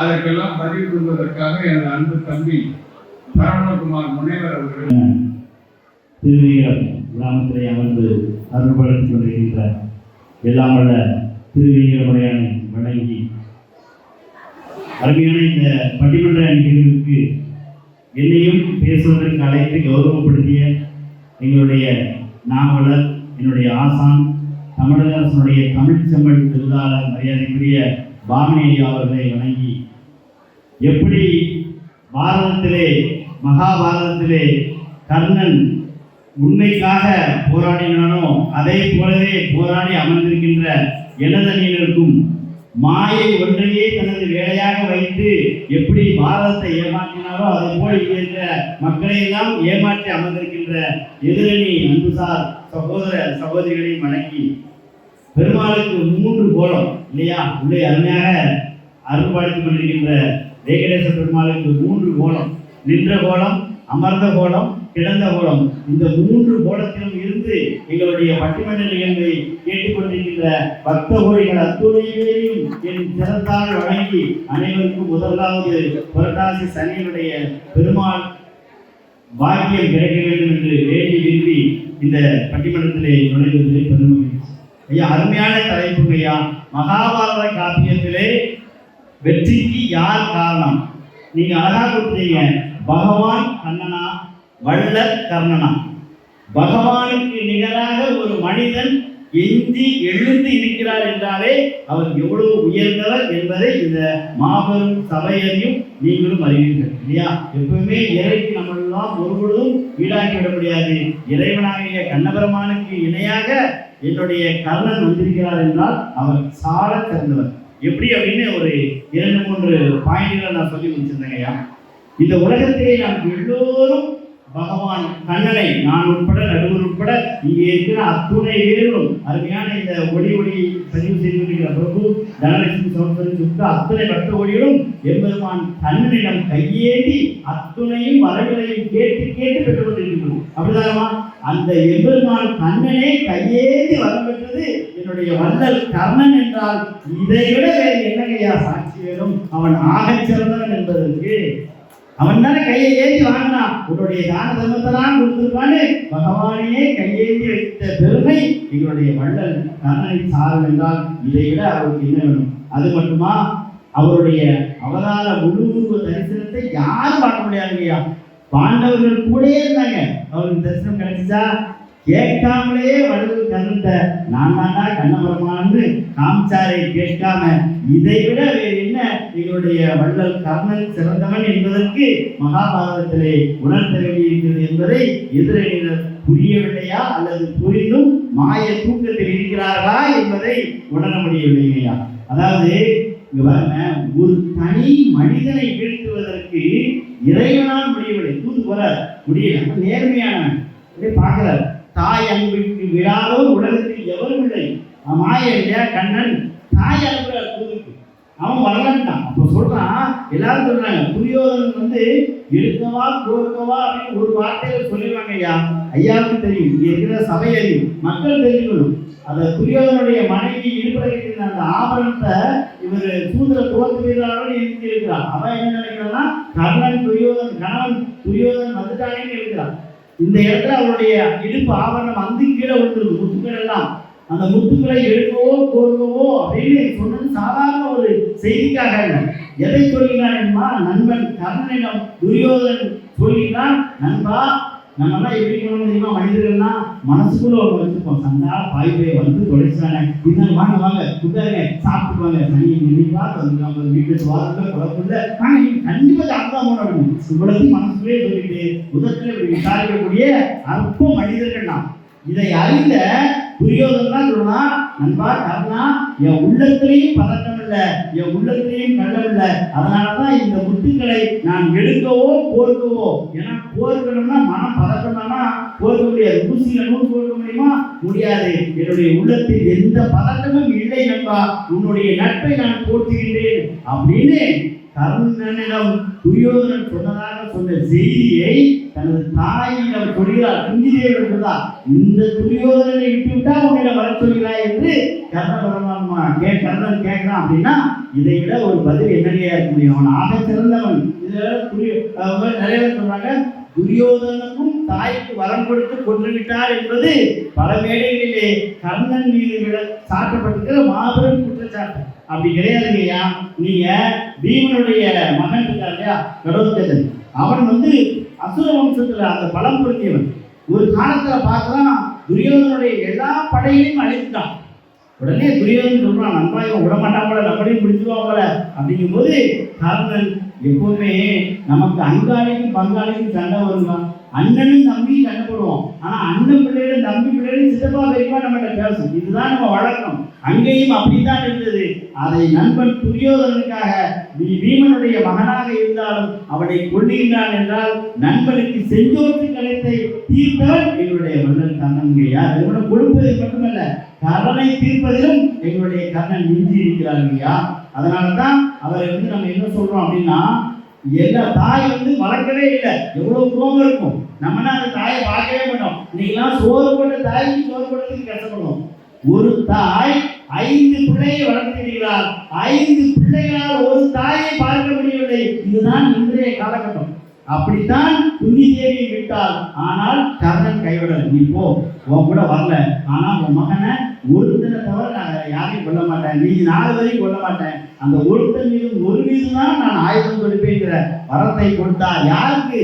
சாதாரண பாலாட்டி சீராட்டி மடி மீது வைத்து வளர்த்த தாய்க்கு இல்ல, பெற்ற உடனே ஆற்றல் தூக்கி விட்ட அவன் முகத்தையே பார்க்காத அந்த தாய்க்கும் வரத்தை அளித்திருந்தார் என்றால் யாருங்கய்யா உண்மையான கடவுள்? நீங்க அண்ணன் செல்வமாரி வந்தாரு, எப்பவுமே நல்லா பேசுவார். நீங்க பேசுறா ஏமாந்துடக்கூடாது.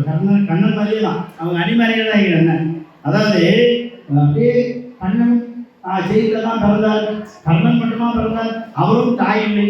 ஐயா நடுவர் ஐயா, தமிழ்ச்செம்மல் ஐயா அறிவார்கள், பிறப்பு மனிதர்களுக்கு மட்டுமே, இறைக்கு அது அவதாரம். அவர் விரும்பி அவதாரம் எடுத்து வந்திருக்கிறார். கர்ணன் அங்கே பிறந்திருக்கிறார். கண்ணன் வந்தது அவதாரம் அங்கையா. பிறப்பையும் அவதாரத்தையும் ஒப்பிட்டு நான் பார்ப்பது ஆக சிறந்ததல்ல.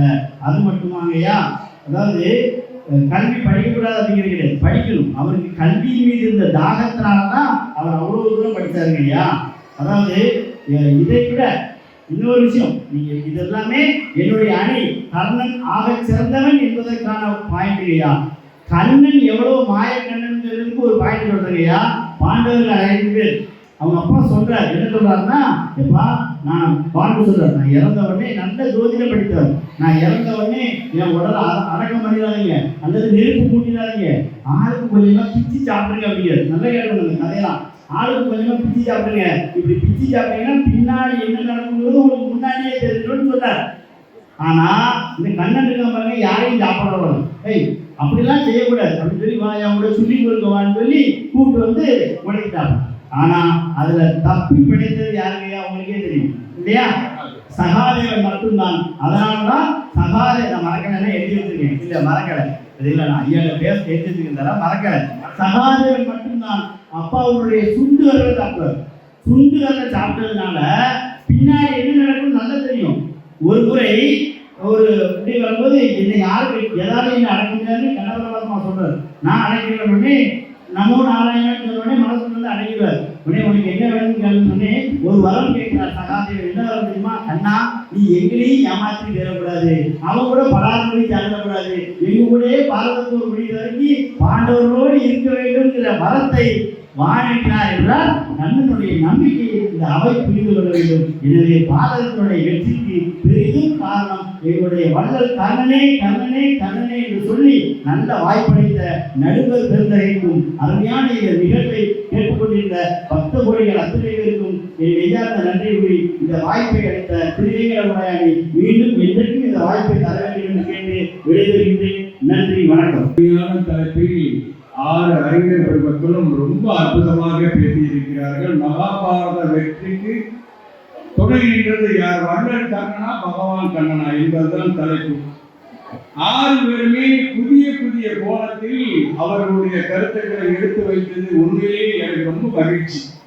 6 பேருமே ரொம்ப சிறப்பாக பேசினார்கள். இப்ப தீர்ப்பு வரணும். ஒரு செய்தியை சொல்லிட்டு அதுக்கப்புறம் நம்ம தீர்ப்புக்குள்ள போவோம். தூள் போகணும்.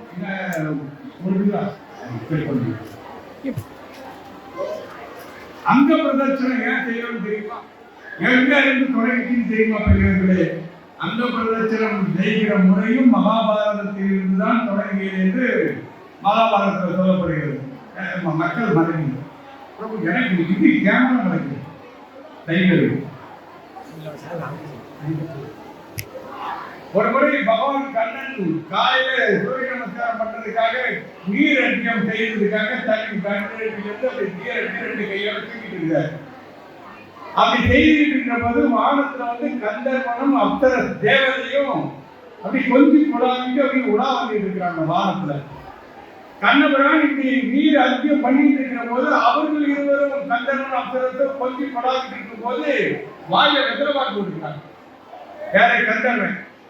வெத்தலைபாக்கு போட்ட உதட்டோட இதனோட என்ன பண்றான்? தன்னுடைய தேவதைக்கு அப்சரத்துக்கு முழுக்க போகும்போது வாயில இருந்து அந்த வெத்தலைபாக்கு தாமூலம் அந்த எச்சிச்சாரு நேரா கண்ணன் கை வச்சிருக்காரு. அது விழுது. இப்ப பகவான் கண்ணனுக்கு கடுமையான கோபம் வந்துட்டு, நாம இப்படி ஒரு புனிதமான ஒரு விஷயத்தை செஞ்சுட்டு இருக்கும் போது அபச்சாரமாக யார் இந்த மாதிரி வெத்தலைபாக்கு தாம்பூலத்தை கையில துப்புனது எச்சில் படுத்துனதுக்கு கோபத்தில் என்ன பண்றாரு?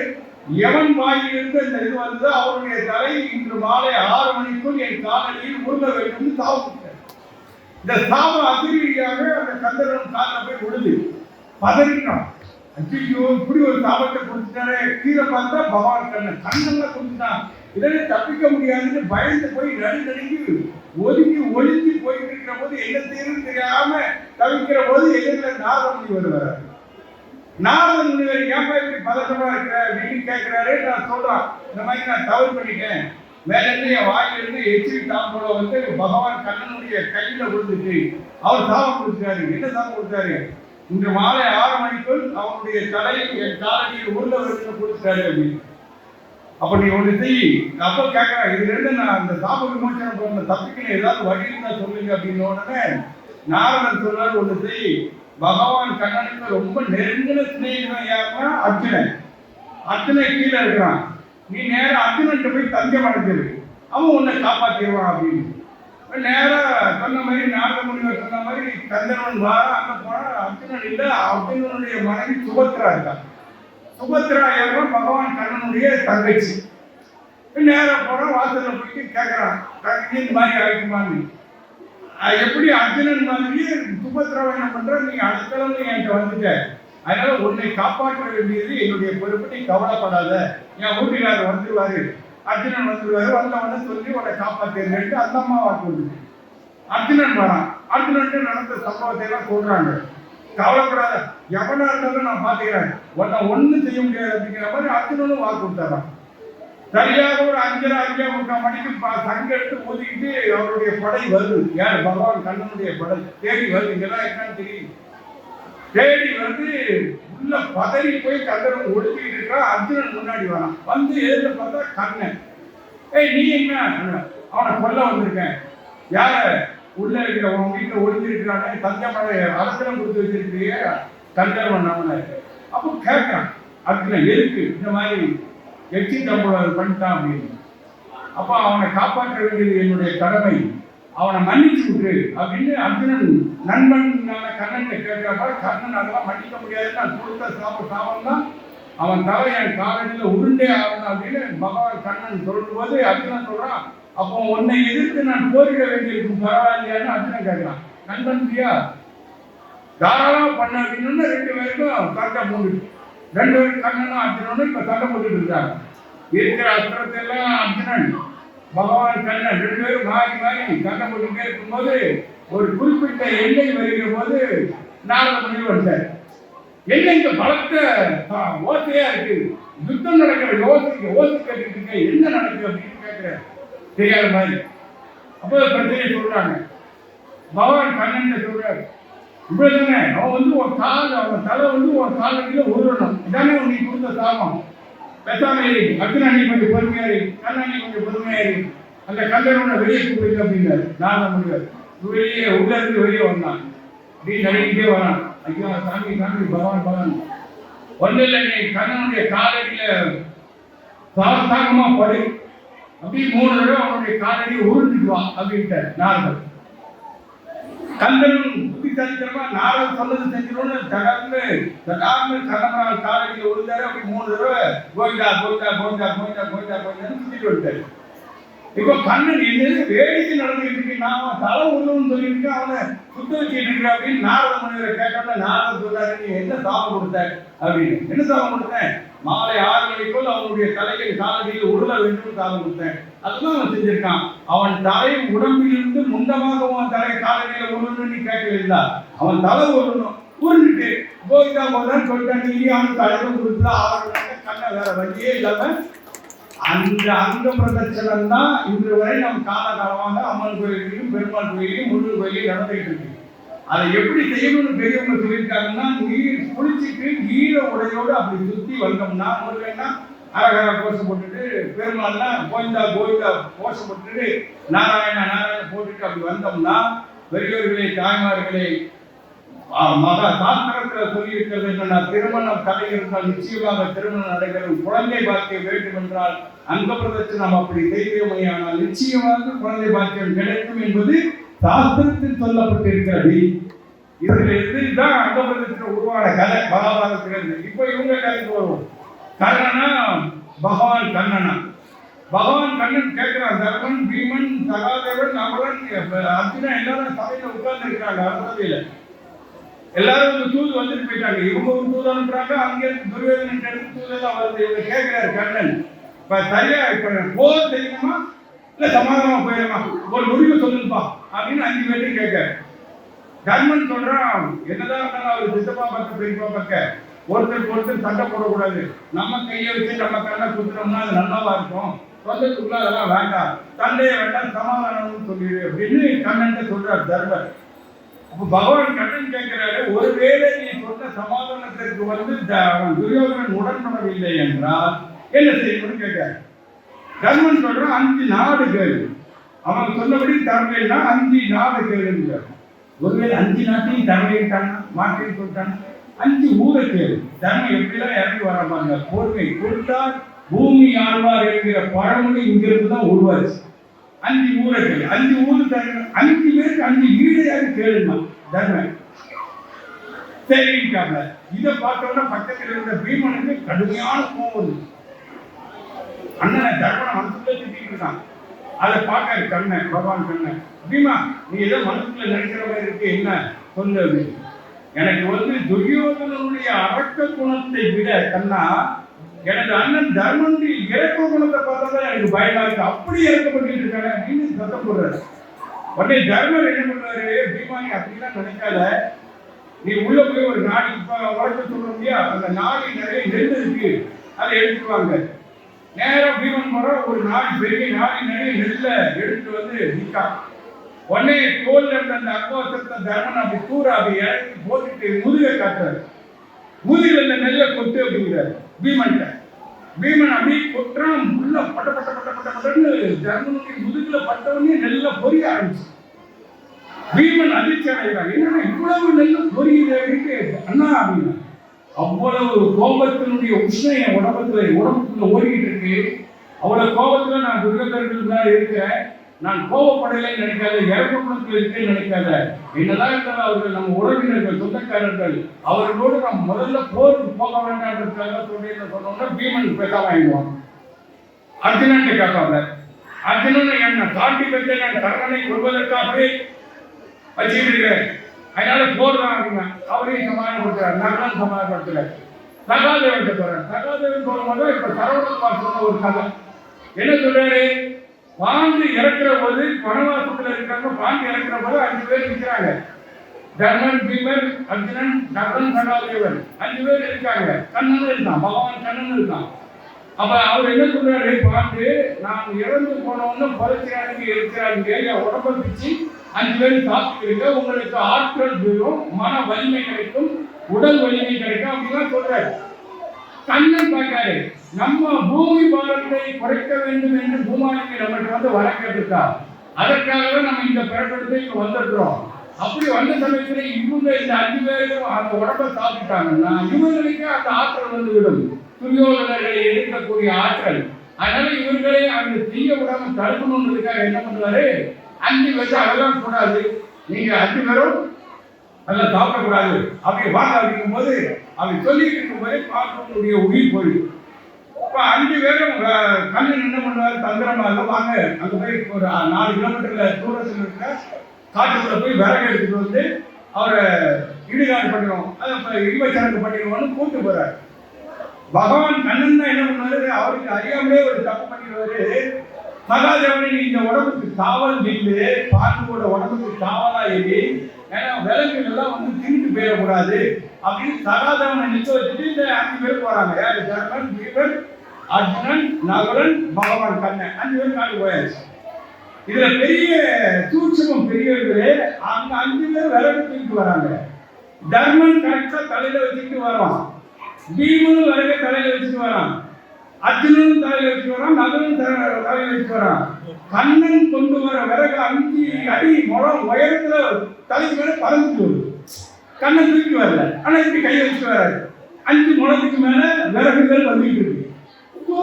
இதுக்கு இடையில இவன் என்ன பண்ணுறான், சகாதேவன் அப்பா சொன்ன கடைசி ஆட்சியை நம்ம நிறைவேற்றாம இருக்கக்கூடாது, அதனால அவருடைய ஒரு துண்டு வரலையாவது நம்ம எடுத்து சாப்பிடுவோம்னு இறந்தவொன்னு பாண்டுடைய துண்டு வரலை எடுத்து ஒரு சகாதேவன் சாப்பிடுவான்.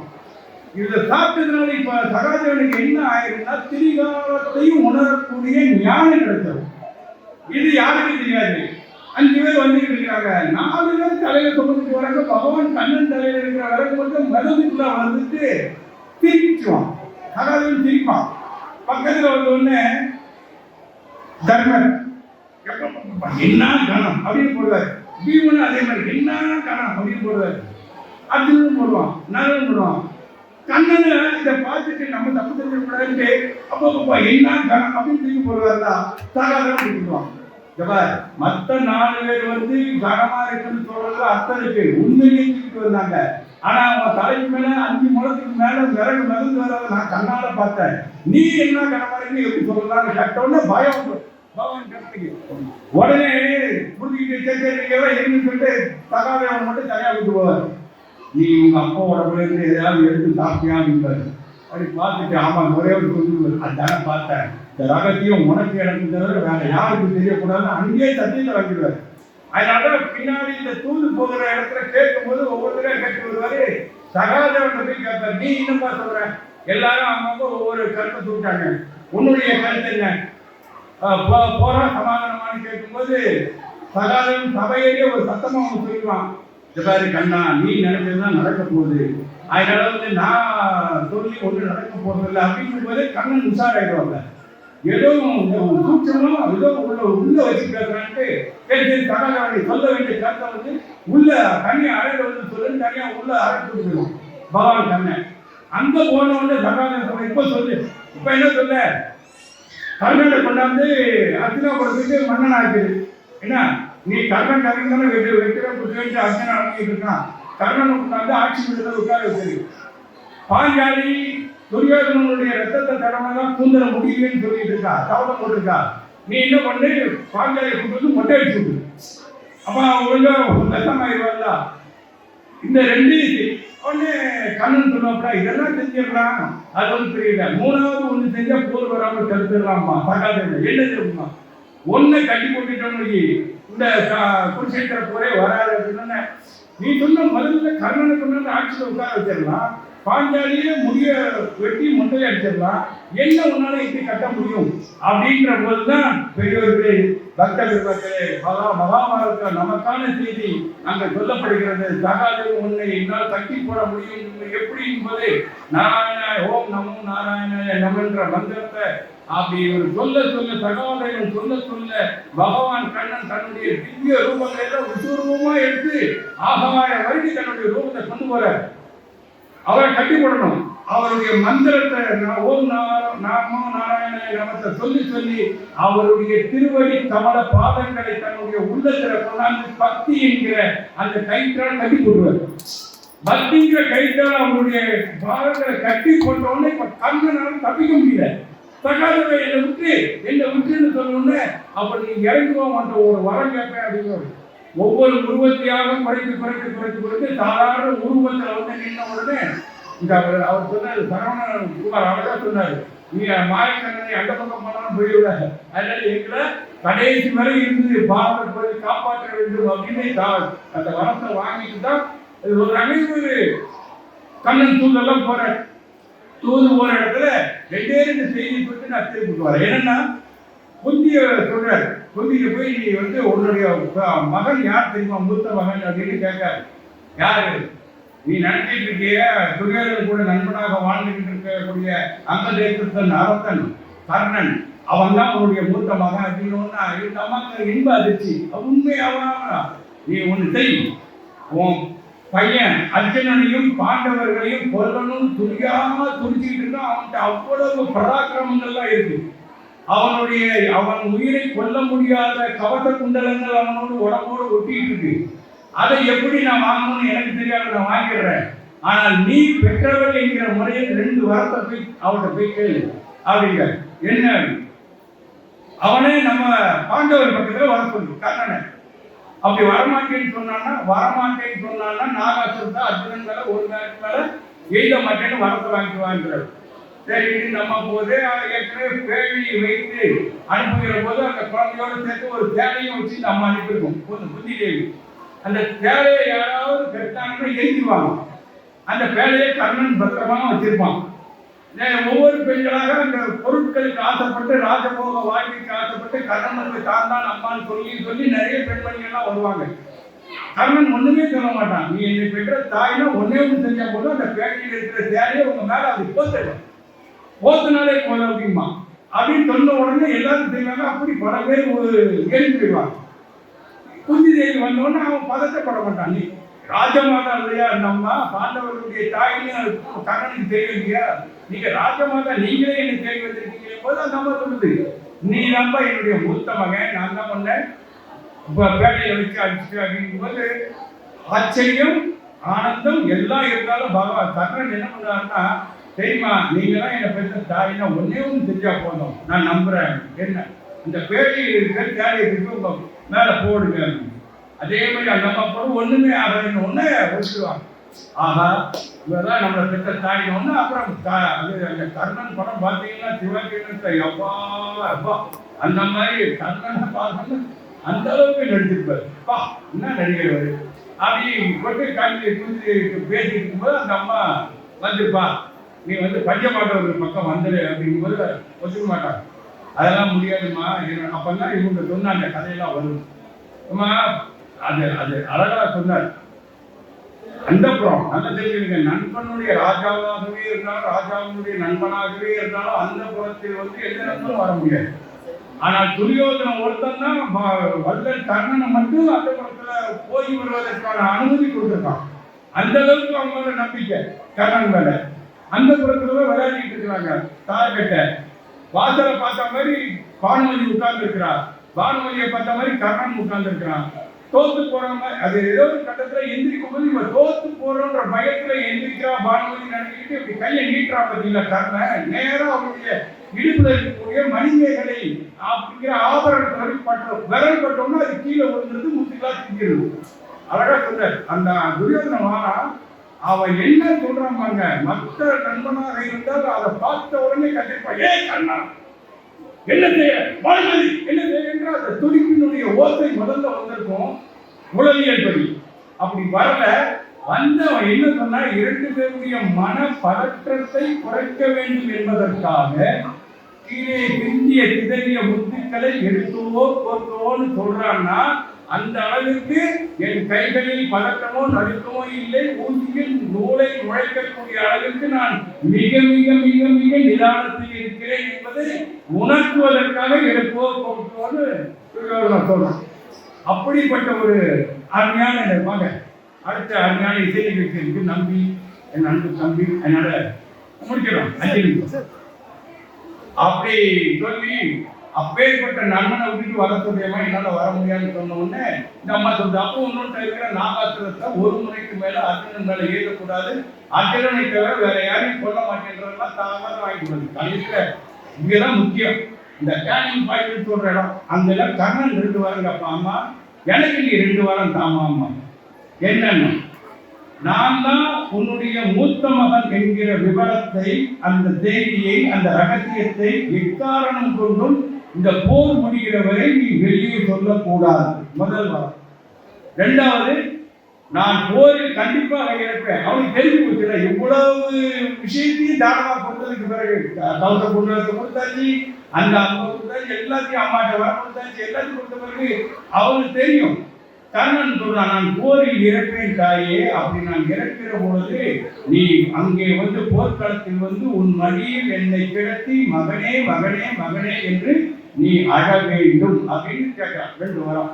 இங்க என்ன, பகவான் கண்ணனை விட வள்ளல் கண்ணன் எங்க உதறான் பாருங்க.